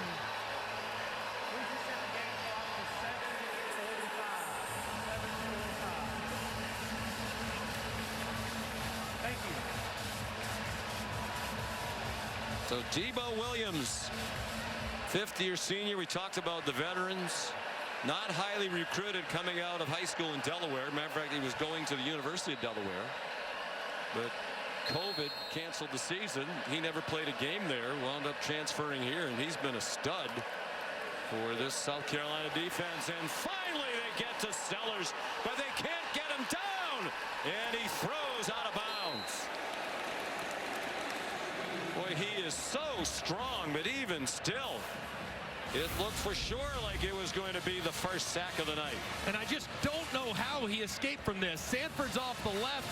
Looked like it took a second even for Sellers to figure it out. Kind of wheels him around and throws him, thinking he's throwing him to the ground, but Sellers too strong. I mean, how many missed sacks tonight for the Aggies? Should have been a 9-yard loss, and one that would have taken him out of field goal range. Now Sanders weaves down to the 25-yard line. They're in field goal range. Damian Sanford, who whiffed on the last play, had help there from Albert Regis. 3rd down and 4. More than midway through the third quarter.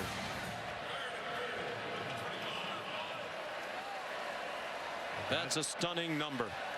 South Carolina's been a good rushing team, not great. Middle of the pack in the country. Here's a blitz from deep. That ball to the end zone and over the head of Jared Brown with double coverage there for Texas A&M. Will Lee and Bryce Anderson. And I think you have to kick the field goal, don't you? Absolutely. Take a 2-score lead. Idea of taking the shot to Brown, but ball's in the air just way too long and allows Bryce Anderson to get up over the top. But that's a great job by Texas A&M's defense. You have sudden change, 4th down stop. All the momentum's on the side of South Carolina. You get off the field immediately and force the 3. I know they get points, but man, that's going to feel like a huge morale boost on the sideline. Herrera's 2 for 2 tonight. He's 12 for 16 for the year.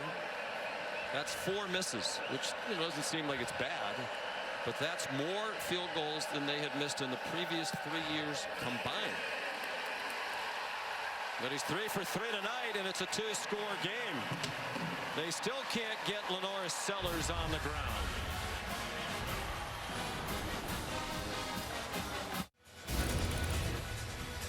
Almost time for the first college football playoff rankings release. Be revealed Tuesday on ESPN 7 o'clock. College football playoff top 25 show presented by Allstate. The Allstate playoff predictor is also giving us numbers relative to Texas A&M's chances to reach the SEC championship game. Currently 54%. They're the only undefeated team in conference play at 5-0.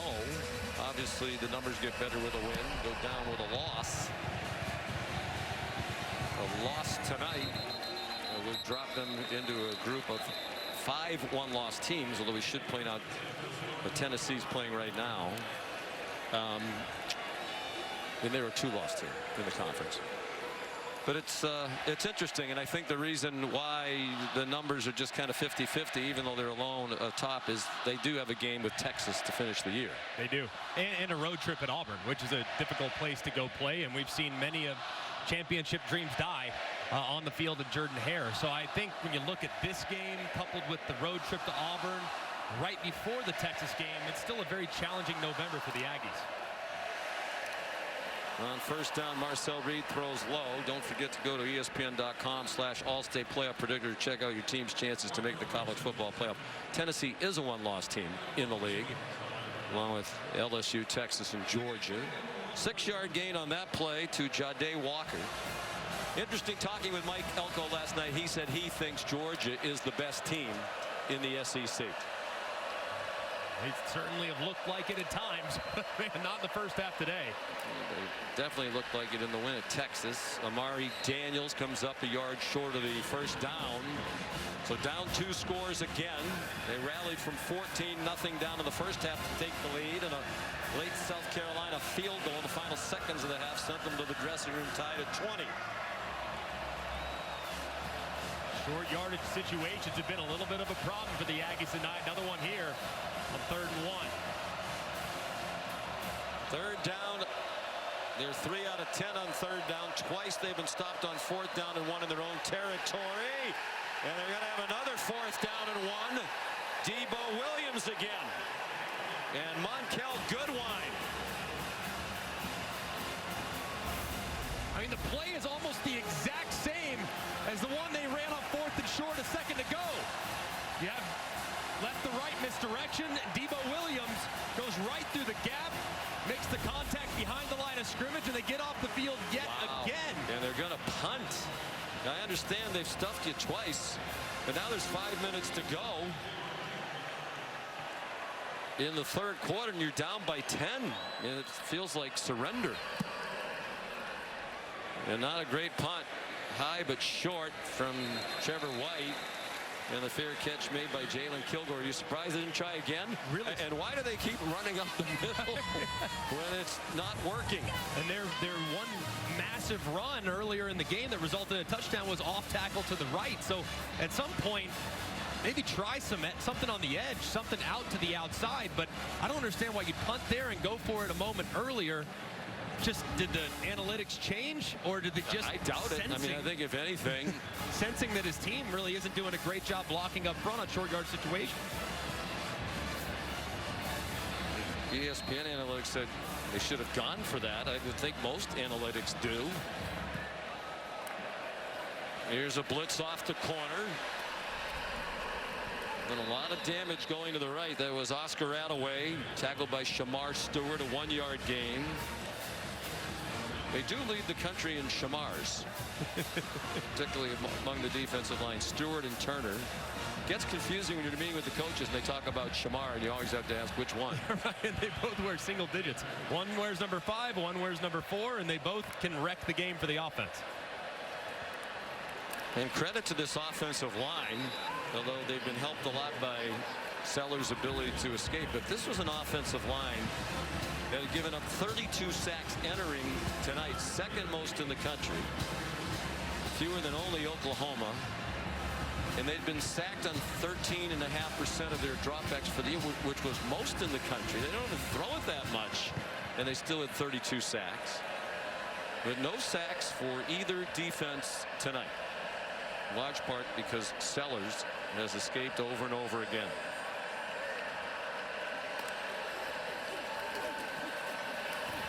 They kept him in the pocket. That time there's a flag thrown in the secondary. Jared Brown, the intended receiver, and he is woofing at Will Lee, who's giving it back to him. Holding. Defense number 26. 10-yard penalty. Automatic first down. And a killer on 3rd down and 9. There's 7th penalty. South Carolina's not been assessed for one, and there's no question about that penalty. Yeah, that was the easiest call in the world for the official. The throw was high, but I mean, just completely draped all over him. Both arms wrapped around Jared Brown, and Mike Elko's got to be so frustrated. That's now 7 penalties for nearly 80 yards. Just not good. It's the 4th South Carolina first down by penalty. Attaway banged down at the 46. 4-yard gain. Damian Sanford, sophomore from Katy, Texas, in on the stop. This defense needs to answer the challenge here. I mean, this is your superstar group. You got a young quarterback, down 10. You've been in this situation before. You were last week, so no need to panic. But the defense last week responded to the challenge by forcing several turnovers. Now they got to find a way to get off the field and disrupt the rhythm of this offense. Design run again. They lean to the right, and Sellers is out of bounds at midfield, a couple of yards short of the first down. The penalty disparity is jarring. They were penalized, A&M, 6 times in the first half, none for South Carolina. The +6 in accepted penalties, the most in the first half in a Texas A&M game since 2010, when they were flagged for 6 more accepted penalties in a game November 13th of 2010 at Baylor. So this is a rarity. Sellers is up to an even 100 yards rushing, first of his career. Raheem Sanders, the running back, and he drove the defense back for a moment, but Damian Sanford slowed him enough and got help to stop him short of the first down. And now it's a Shane Beamer decision on 4th down and less than a yard. He's been aggressive all night. Would anticipate him being aggressive again here. Can the A&M defense get a 4th down stop on 4th and 1, as South Carolina's done twice tonight? South Carolina's had a ton of success running to the right and running up inside, but this time there's a bunch of defenders on the right side of the center. There was movement. He got back. No flag, no whistle. Play clock at 2. And they're going to take a delay of game penalty.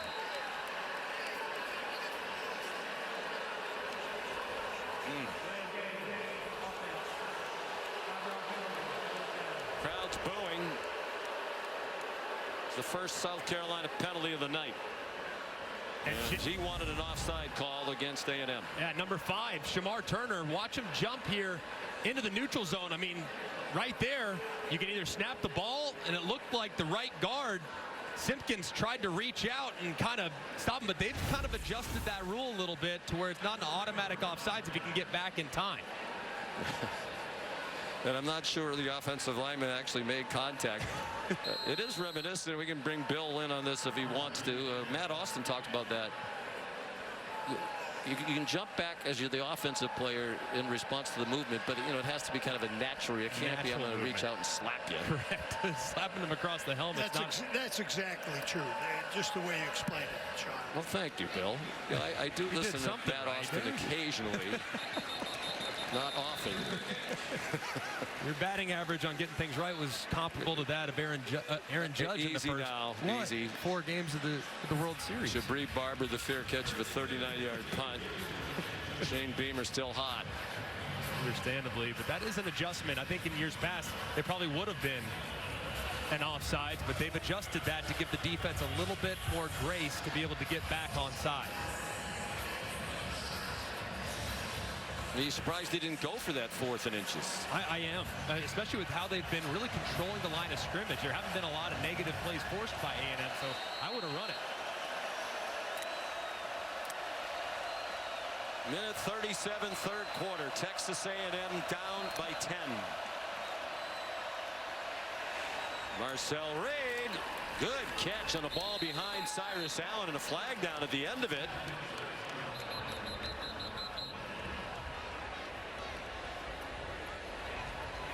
A 13-yard completion to Allen, a transfer from Louisiana Tech.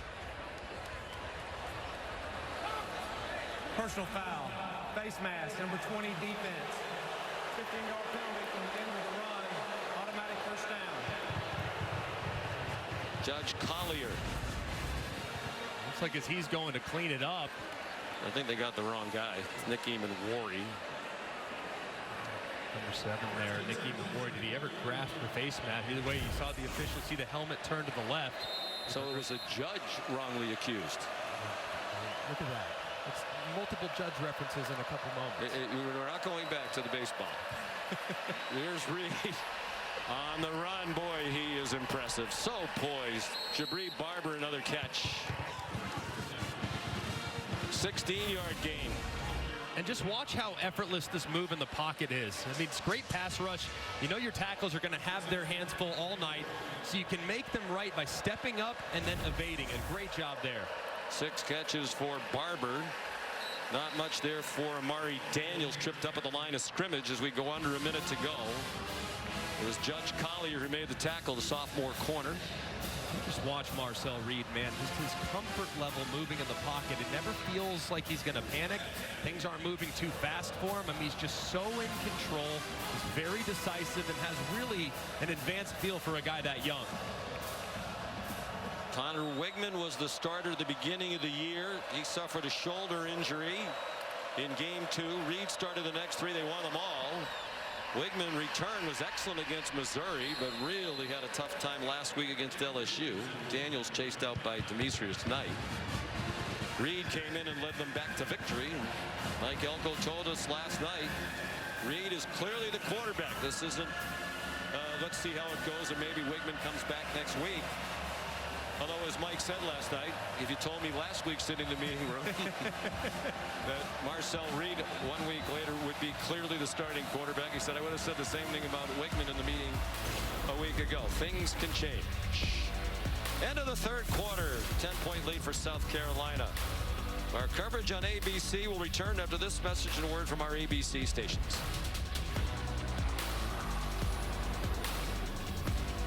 Coach, what do you need to see from Marcel Reed on this third down? Yeah, we got to convert this third down. We've had a horrible time converting third downs. We got to get this one. We got to go get a touchdown and get us back in this game. What went into the decision to punt on 4th and 1 with just under 5 minutes left? Our inability to get a half a yard on multiple occasions. All right, thanks, Coach. Thanks. Here is 3rd down and 2. Could be 4-down territory, although a field goal would make it a 1-score game. And Bond has already made a couple from 50 plus. They didn't run it up the middle this time, and Marcel Reed gets the first down. They tried something different in that short yardage situation after going 3 for their previous 11 on 3rd down. Yeah, and just a little bit of misdirection here too. They have the back Smith going across, handling the edge because of the speed, and Marcel Reed's able to slide to the outside and fall forward for a nice conversion. They need to continue to work outside because up the middle they have not had a lot of success.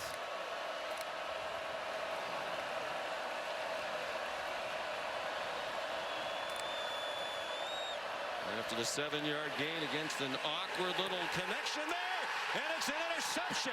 O'Donnell Fortune down the sideline. He's going to go all the way. Touchdown, 86 yards.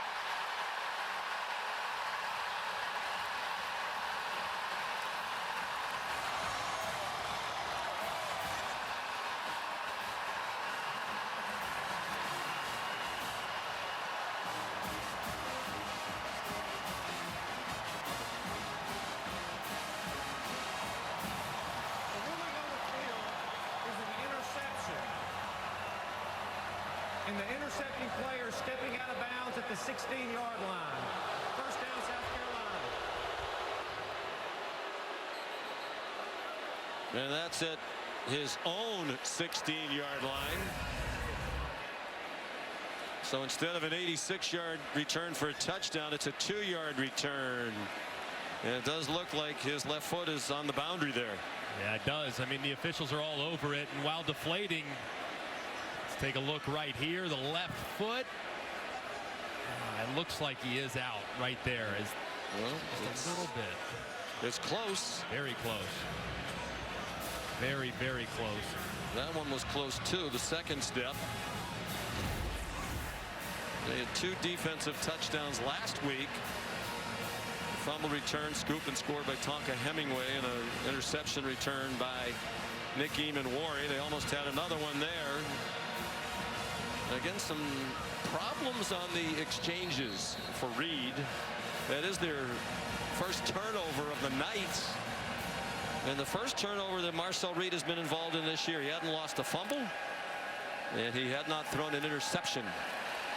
Sellers throws it deep, double coverage, and incomplete. Looking for Nick Harbor.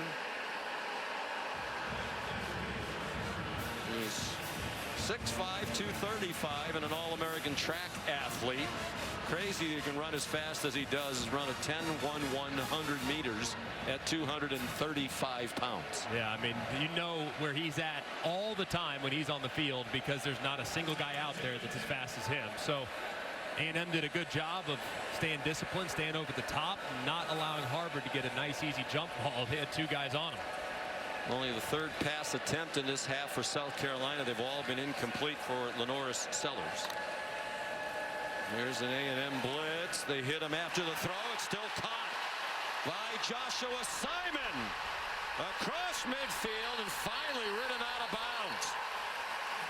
Trey Jones III made the tackle, but it wasn't easy. And this is a great job by Lenoris Sellers anticipating this throw. And how about Simon batting it up to himself, reeling it in with lots of room out in front. That ball was thrown pretty high. That ball was thrown pretty hard. But the veteran Simon, tight end, reels it in for another big play. The 40-yard play, 33 after the catch. Sanders wrestled down behind the line of scrimmage by Cassius Howell. A transfer from Bowling Green. He's had a nice year. 1-yard loss. South Carolina up by 10 with the ball. Fourth quarter, will not be in a big hurry to snap the ball, you would think.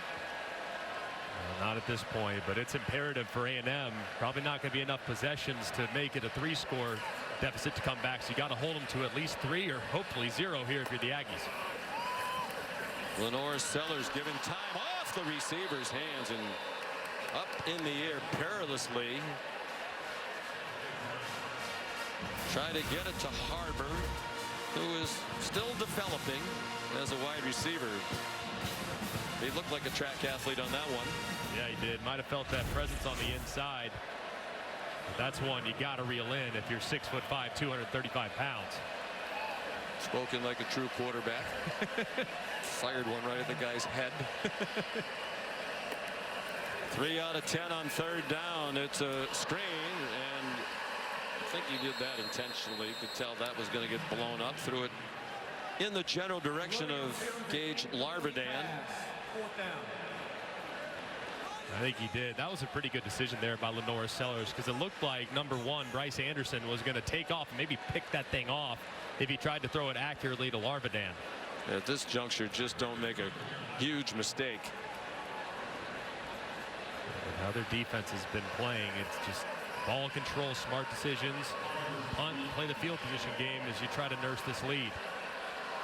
A&M has not scored here in the second half. Flag down as Kai Kroger punts. And they can't rescue it at the goal line, but there is a flag down.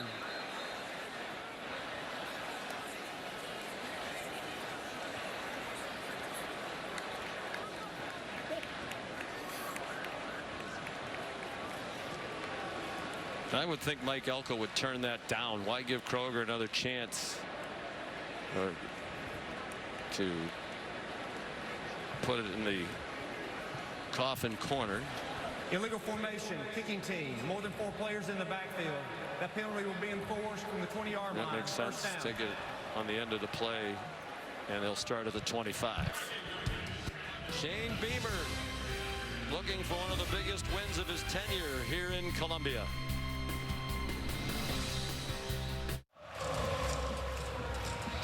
You're watching the SEC on ABC. Sold-out Williams-Brice Stadium in Columbia, South Carolina. More than 77,000 on hand watching the Gamecocks host Texas A&M, the only remaining undefeated team in conference play in the Southeastern Conference. Mike Elko's squad 5-0 in league play, but down by 10 with 12:44 to go. Aggies start from their own 25, and that ball is way out of bounds. Intended for Noah Thomas. Here's Molly. Yeah, South Carolina edge Dylan Stewart was very vocal on the sideline, telling his D linemen they can't block us. They have nothing going up the middle, so we need to be ready for them to keep going outside, but they cannot block us. He wants them to lock up the edges and take away A&M's confidence once and for all, guys. I think the most stunning thing in this entire game is no sacks on either team. Marcel Reed gets 4. Kyle Kennard made the tackle. An overflow crowd here tonight, 80,298. It's almost 3,000 more than capacity. Critical 3rd and 6 here for Colin Klein, the offensive coordinator. If I'm him, I'm doing whatever I have to do to find a matchup for Jabri Barber. He's here in the slot. That's the guy I'm going after. He's the most reliable slot receiver with great quickness. 12 minutes to go. Marcel Reed got rid of it. Was he down? He managed to throw it forward. Looked like his knee might have been down. Either way, it's going to be 4th down, and they're going to punt. TJ Sanders got to Reed. And how about this rush by TJ Sanders, just right between the left guard Shanahan, who's in starting the night for the injured Chase Basantis, and Bayou, the center. He just splits them, drops Reed, and he does get rid of it before that knee hits the ground. But a great rush there by a very underrated tackle. And Clayton White was quick to point that out yesterday. He said, you know, one of the reasons Stewart and Kennard came into this game with the sack numbers, the tackle for loss numbers, those guys in the middle are terrific. And if you double team the ends, these guys in the middle, including TJ Sanders, are going to cause some serious problems. Part of a 3-man rotation in the middle with Boogie Huntley and Tonka Hemingway. The punt by Tyler White is a 50-yarder. Yeah, I think those defensive tackles really for both teams, very underrated, underappreciated, but especially in South Carolina. Plus, they played a ton of football. I mean, Sanders, Hemingway, and Huntley, but 5th-year senior, 4th-year junior. I mean, these guys have been around for a long time. They're grown men, and they're playing like it tonight.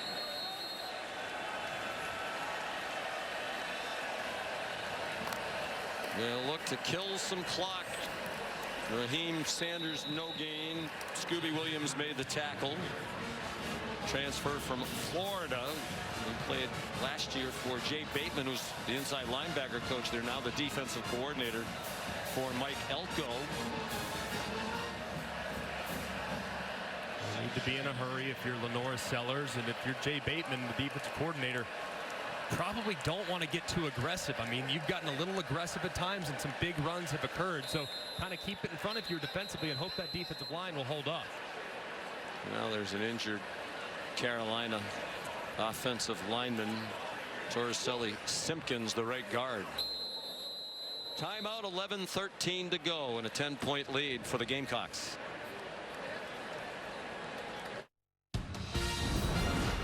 Saturday Night Football is presented by Capital One. What's in your wallet? And in part by the all-new Sonic Smasher. Live free. Eat Sonic. The frustrating year for South Carolina, agonizing against ranked opponents. 4th quarter leads here against LSU. On the road at Alabama, they could not finish. Can they do it tonight against the top team in the SEC and the number 10 team in the country? Leading by 10, 11:13 to go. Torricelli Simpkins out of the game. Trovon Baugh is in at right guard. South Carolina's had the same 5 offensive linemen start every game this season. They've had one of their best nights tonight, helped by the elusiveness of Lenora Sellers. And he sidesteps the rush again and dumps it off for Raheem Sanders. And that's a nightmare if you're the Aggies. It looked like it was going to be a sack. Albert Regis didn't get him, and it took Torian York to bring him down after a 5-yard gain. And it's just amazing. I mean, time and time again, Regis this time sidestepped by Lenora Sellers. And how about Rocket Sanders? I mean, does he look different tonight or what? Just refusing to go down, showing some shiftiness that we haven't seen in a couple weeks. But that was a great play to make it 3rd and manageable. Big 3rd down. They pick it up. Fresh set of downs. They kill a lot more clock.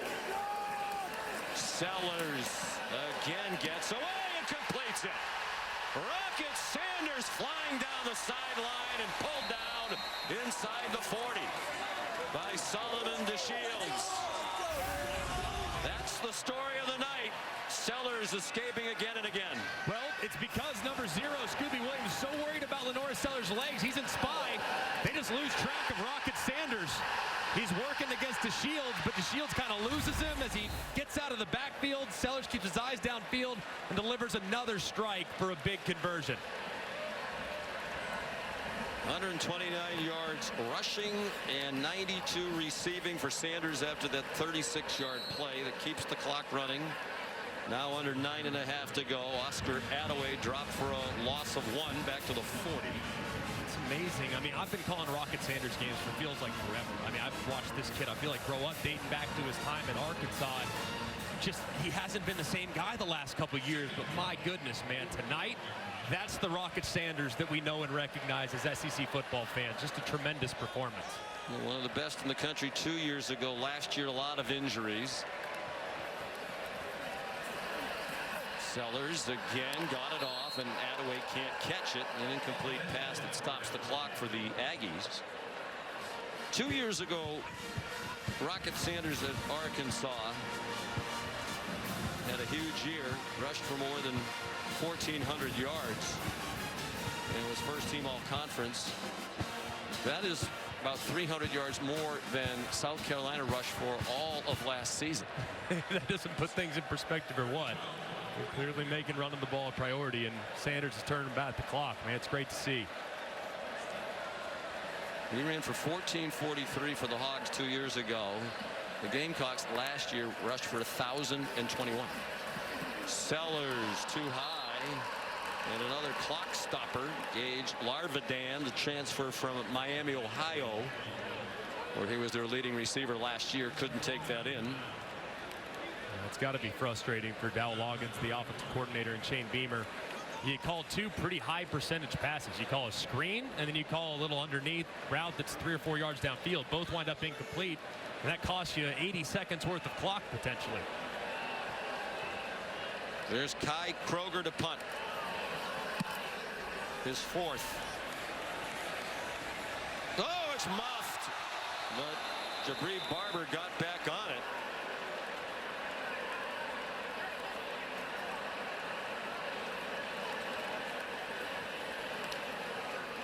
And the Aggies will start from their 11. The SEC on ABC next Saturday starts at noon. Florida against number 6 Texas. Florida playing better as the year goes along. They gave Georgia a scare today.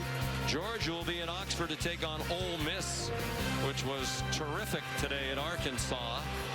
That's at 3:30. And then Saturday Night Football presented by Capital One is Alabama and LSU at 7:30. All 3 games on the ESPN app. You can watch anywhere. Texas, Alabama, LSU all on bye weeks. Ole Miss won 63-31 today. Jackson darted 5:15 passing. Noah Thomas the catch out of bounds close to the first down. I know we're not even to the midway point here of the 4th quarter, but it really feels like it could, with how South Carolina could run the football and how Lenora Sellers has played, feels like A&M almost has to get points on this drive. And they're picking up the tempo here. Marcel Reed. These 2 quarterbacks are so elusive.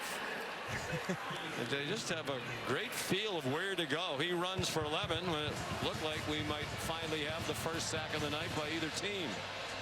It's like the quarterback saw the bulletin board material intended for the defensive lines, and they're making them pay. Reed out wide. Noah Thomas trying to break a tackle. Lunges out across the 46. So Donald Fortune made the stop. I'm Colin Klein. I'm keeping this tempo. I mean, Reed looks comfortable, bouncing back nicely from the interception, the bad decision he made earlier. Keep with this tempo. Colin Klein calling the plays. The pump fake, and then open was Thomas. They didn't connect.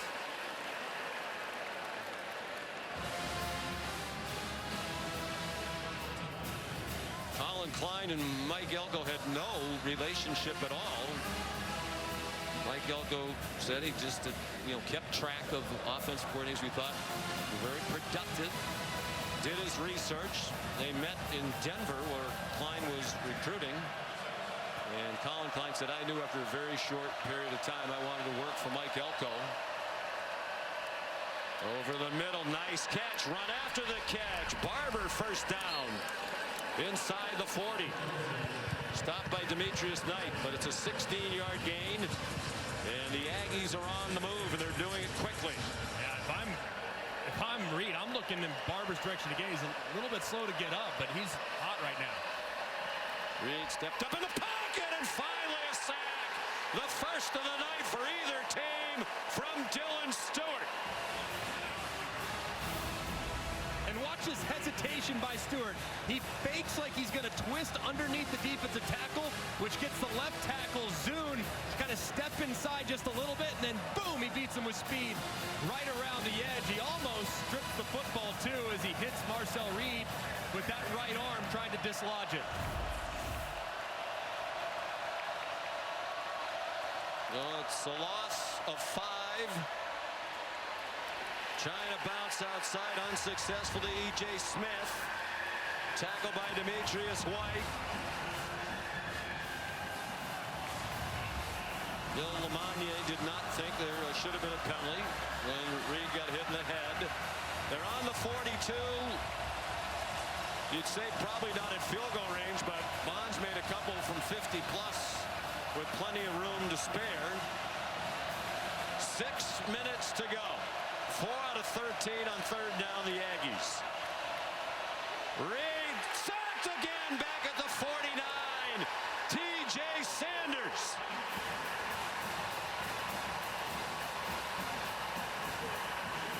And Mike Elko looks like he's sending the punt team on. They do have to get 21 yards for a first down now. And how about the rush by T.J. Sanders? Consecutive drives now where he's just completely killed it. This time working against number 75, Cam Dewberry. Remember, A&M's without their starting left guard, Chase Basantis, tonight. Shanahan started, struggled, put Dewberry in, and he makes a big play. So they're going to punt as we approach 5 minutes to go. Tyler White and a fair catch by Kilgore. Well, 2 weeks ago in Oklahoma, the Gamecocks had 9 sacks from 9 different players. They have a lot of guys who can get there. They finally did tonight. Kevin Aggies in studio time now for our Chick-fil-A move on the field. Tennessee's offense, Nico Iamaleava finding Miles Kitzelman. The Vols, they are now up against Kentucky, 21-18. Second half, a different story for the Volunteers offense. Look at this score. Louisville up 33-14. Final 4 minutes in the fourth quarter at Clemson over on ESPN. Back to Sean, Greg, and Molly. And Kevin, they just put that score, and it's still up on the big screen here to our left, and the fans cheered. They like it whenever Clemson loses. Huge in-state rivalry, obviously. Joshua Simon on first down. Got blasted after he reached the 35 for a 20-yard pickup. Nick Saban made the point on game day this morning about Clemson. They've won every game since they lost to Georgia, but I think every team they played had a losing record, or has a losing record. So 500 or worse. Virginia's their best win. They're 4-4 entering today. So, yeah, it may be a little smoke and mirrors involving Clemson. It's going to be a battle in a couple weeks, that's for sure. This South Carolina team, man, looks like their best football's approaching very quickly. If they win tonight, they'll match their win total of all of last year when they finished 5-7. What a run by Sanders. Tough run for 9. Aggies desperately need a stop. They can't get it. 138 now for Sanders on 17 carries, including a 52-yard touchdown run. Well, let's turn back the clock for the star running back, Rocket Sanders. How about this run right here? Downhill, but watch this bounce to the outside. And a great job breaking a tackle and taking off for more yards after contact. And then he gets a really favorable look. And guess what? It's nice when the safety picks the wrong hole. He's out the gate, but you see the speed that he became known for so many years here in the SEC, but he's not just doing it on the ground, he's also doing it through the air. Third down, critical third down situation. He breaks free, gets friendly for his quarterback, makes the catch, turns upfield for yet another big gain. So Rocket Sanders just do it all performance today. 138 on the ground, 92 through the air, and just constantly putting tons of pressure on this Aggie defense. A lot of these students have made their way down close to the field. They are anticipating a field storming here. They haven't had a win over a ranked opponent since 2022. Most memorably that year, they finished strong at the end of the regular season. They beat Tennessee and Clemson in back-to-back weeks. Tennessee came here number 5 and rolling, and South Carolina handled them. They're still filing down toward the field. Raheem Sanders, the ball carrier on the last play. 4 minutes to go.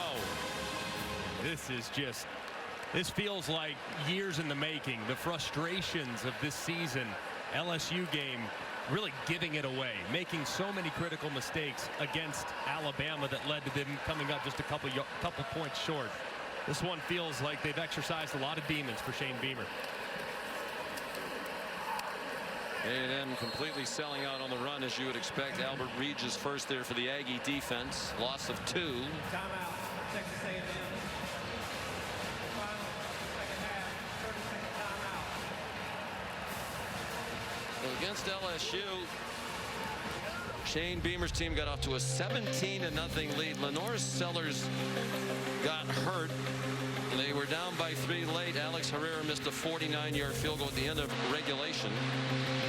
At Alabama, down by 2. They couldn't get the 2-point conversion. They recovered the onside kick, but then an interception effectively ended the game.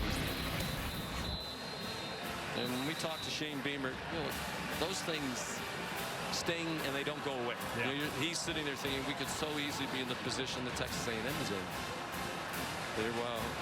Other loss against the ranked team, they got hammered here at 27-3 by Ole Miss, but it could be a much different season right now for South Carolina. Yeah, I mean, to have one performance that left something to be desired. The rest of them, they played well. I mean, I guess you could say ODU, week 1, didn't play very well there, but they dominated Kentucky on the road. I mean, this team, they can certainly elevate their play at a moment's notice, and they have tonight. There's a broken tackle. And a touchdown for Joshua Simon. 57 yards, a night of big plays for South Carolina.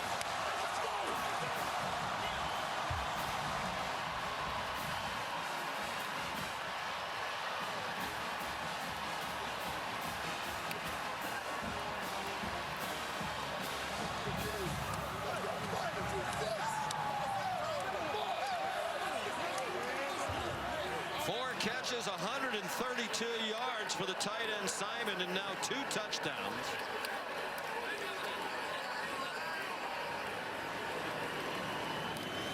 And Herrera adds the extra point. And all of a sudden it's the largest lead of the night. 17 points for Shane Beamer. And full sellout by A&M against the run. So they just sneaked Simon right out into the flat. They fall for it. Simon breaks the tackle of Will Lee, and he's off to the races. Makes another guy miss. And Willie Bryce has come alive. Here is the great tight end makes another big play, and South Carolina on the verge, delivering Shane Beamer a signature win here in 2024.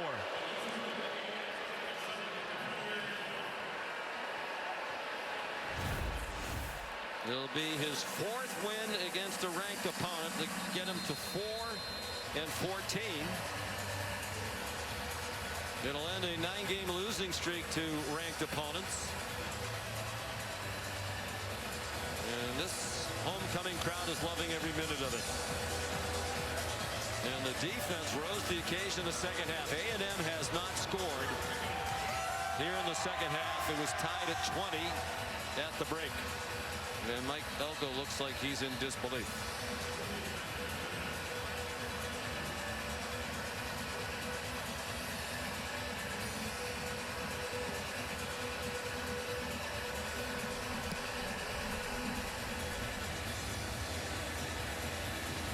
And Greg, how about this number?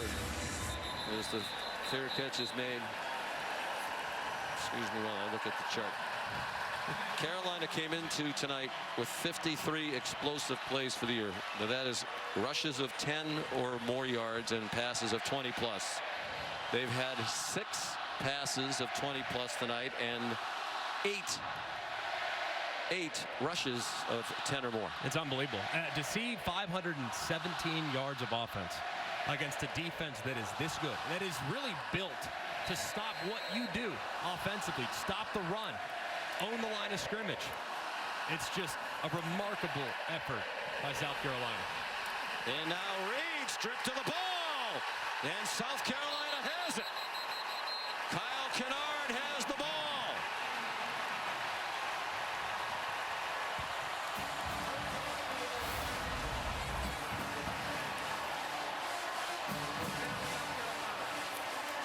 Looked like he was trying to tuck it away with Tonka Hemingway with a hand on him. It took them a long time to get to Reed.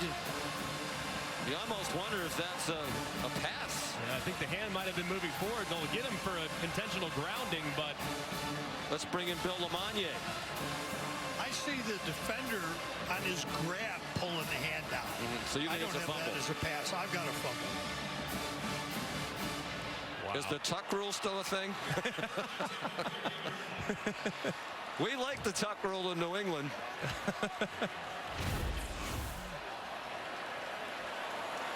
The ruling on the field is under further review.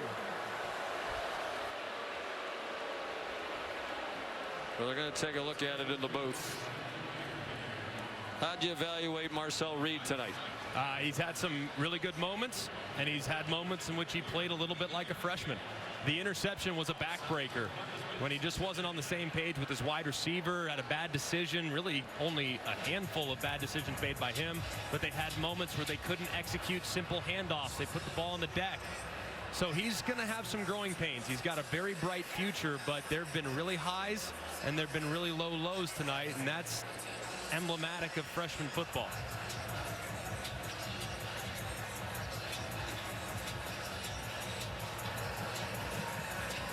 I think both of these teams are in good shape going forward at the quarterback position. Coach has talked about how Lenoris Sellers has improved as the season's gone on, and you can really see it. Maybe it's because he shed the glasses.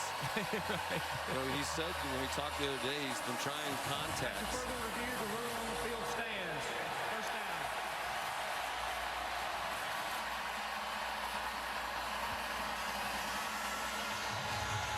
South Carolina led in this one 14-0. A&M went on a 20-3 run, and it's been 20-0 since for South Carolina. They've outscored the Aggies 17-0 here. In the second half, they kicked the last-second field goal in the first half. 2 turnovers for Texas A&M. Both coaches, when we asked them the keys to the game during the week, first thing each of them said was turnovers. There haven't been many of them. 2 takeaways for South Carolina and 1 for a +1 for the Gamecocks tonight. Torian York made the tackle on Lenoris Sellers. 6-yard gain. Well, this performance for Texas A&M is just so gut-wrenching.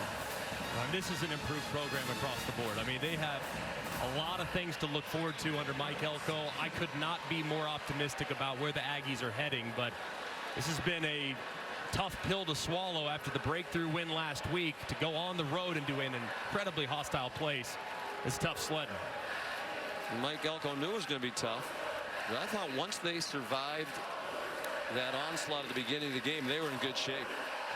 Here's a bounce outside. Sanders puts the punctuation on his best performance as a Gamecock.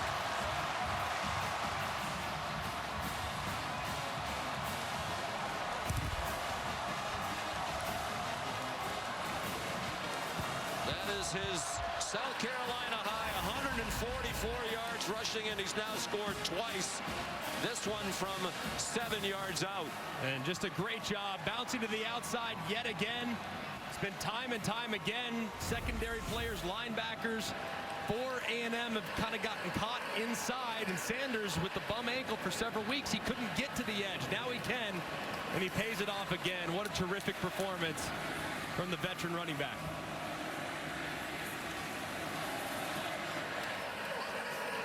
.144 rushing. They've had 2 100-yard rushers tonight. Sellers 106, a career high. And 92 yards receiving for Sanders. That's no surprise. He was a very good receiver when he was at Arkansas.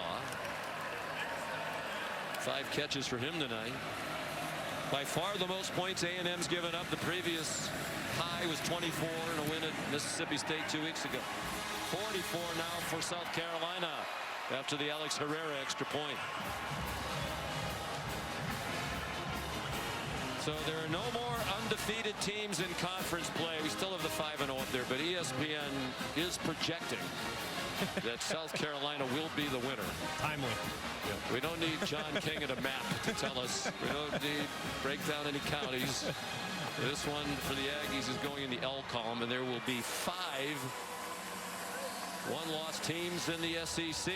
Tennessee's leading by 10 now against Kentucky. Frank Beamer, the very proud dad, here to share in one of the biggest wins of his son's 4-year tenure.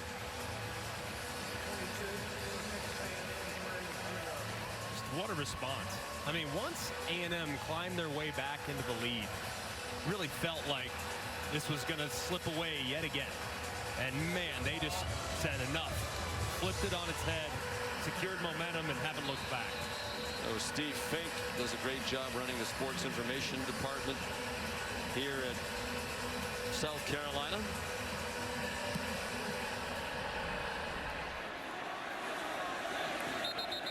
How about the story Shane Beamer told us talking about father and son? You know, one that he grew up with his dad on the sideline at Murray State and Virginia Tech.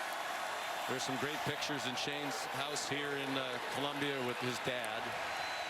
And his son, Hunter, is a fixture on the sideline.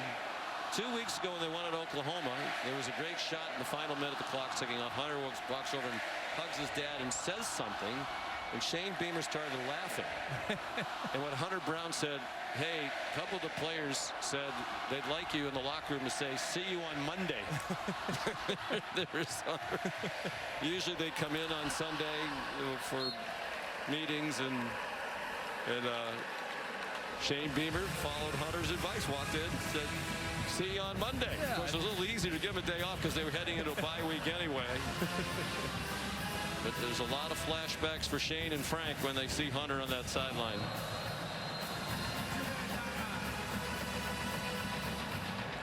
What a great man Frank Beamer is.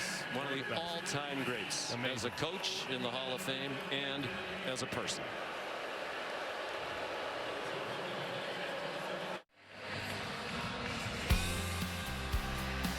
47-year-old Shane Beamer in his 4th year here at South Carolina, celebrating one of the biggest wins of his tenure with his son Hunter and his wife Emily, the parents of 3. They have 2 daughters. This one feels like one that might change the trajectory and the momentum of this program after some excruciating losses earlier this year. And an important year. You know, he won 8 games in his 2nd year, had those wins against Tennessee and Clemson to finish. Everybody thought, wow, this is an upward trajectory. And then last year, a very disappointing 5-7. But it does feel like they're trending in the right direction. I mean, I completely agree with you. And they're not a team that you want to face down the stretch. I mean, if you're Missouri, if you're Clemson, this team is going to be a massive problem because Lenora Sellers is improving. They're getting healthier at certain spots, and I think there's a lot to be excited about if you're a Gamecock fan.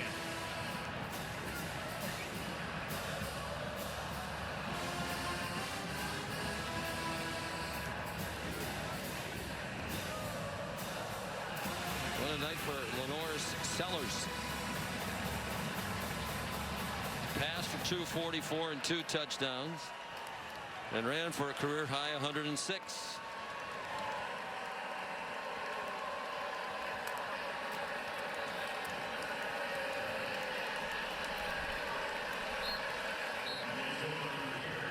Well, earlier we talked about the All-State playoff predictor of the night toward the SEC championship game.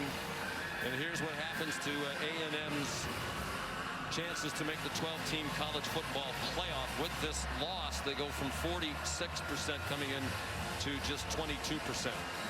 And they're going to have to win that game against Texas at the end of the year. That's it. I mean, it comes down to they got to win out now. I mean, they have no margin for error, and they got to look pretty impressive, and they might need a little help along the way from some other teams as well. E.J. Smith driven back, and they're not going to snap it again. Mike Elko starting across the field to congratulate Shane Beamer.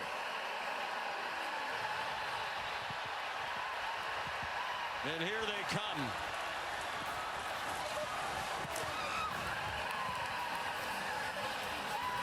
From everywhere.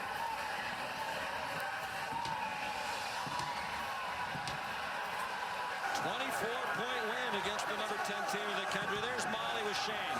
Coach, you had fourth quarter leads against Alabama and LSU. You let it slip through your fingers. Why was tonight different? Because we got a unbelievably special group of guys. I'm so happy for our players. We got so many guys that went through a disappointing season last year, but came back this year with high expectations. I love coaching these kids. I thank God every day that I get to coach this group. They're so much fun to be around. They work. All we talked about at halftime was finish. We got it. It's a four-quarter war. It's tied up at the half. We got to go finish. And what are we outscoring? 24-0 in the second half. And it says so much about our team. Sorry, he's wanted a field storming for a while now. It says so much about our team. Like, that's a heck of a team. And I got so much respect for them and the way they play the game.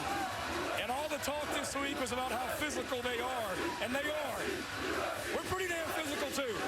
And we showed that tonight. To run the ball like we did, I mean, there's no better environment in college football. I mean, look at this. So many explosive plays for your offense. How are they able to find so much success against what everyone called such a physical A&M defensive front? Yeah, just work. We've practiced so much better the last couple of weeks, especially offensively. We just continue to get better. You know, I think I told you guys on Wednesday when we talked, Lenoris was a young quarterback early in the year, and he just continues to get better every single game. You need to be talking to him, because I wouldn't trade that kid. I wouldn't trade that kid for anybody. Coach, you mentioned all the talk this week was about A&M's defensive front. What kind of edge and physicality did your defense play with in this game? Yeah, that's who we are. I know I told you before the game, we told the players all week, this is going to be like a Tuesday practice at our place. And I may be young, but I got more old school in me than people think. And there's a lot of things that we do in practice that coaches have been like, you can't do that. I'm like, well, my dad did it for 29 years as a head coach, so we sure as heck can. But it's the way we practice, and what a statement win about our program. Coach, you told us they remember November. How is this team only getting started? We just continue to get better. We're set up. We should be playing our best ball down the stretch here. The way we've continued to get better all year. We got a big challenge next week in Nashville. I watched Vanderbilt today go down there and dominate Auburn physically and get bowl eligible. So we know we have a big challenge, but we'll be right back to work tomorrow. Go celebrate this field storming. Congratulations, Coach. Thank you. Appreciate you. Big night for Lenoris Sellers. He's definitely much improved. He rushed for 106. The first Gamecock quarterback to rush for 100 in a conference game since 2002, when Corey Jenkins went for 101 on the ground. September of 2002 in a loss 13-7 to number 9 Georgia. And Raheem Sanders rushed for 144, 92 receiving. First Gamecock with 100 rushing, 90 receiving a game since Ryan Brewer in 2001 in the Outback Bowl against Ohio State. Final score here in Columbia, South Carolina. The Gamecocks 44, the Texas A&M Aggies 20. Now for Greg McElroy, Molly McGrath, our great crew, Sean McDonough, good night from Columbia. Coming up next, your local news over most of these ABC stations. Thank you for watching this presentation of the Southeastern Conference on ABC.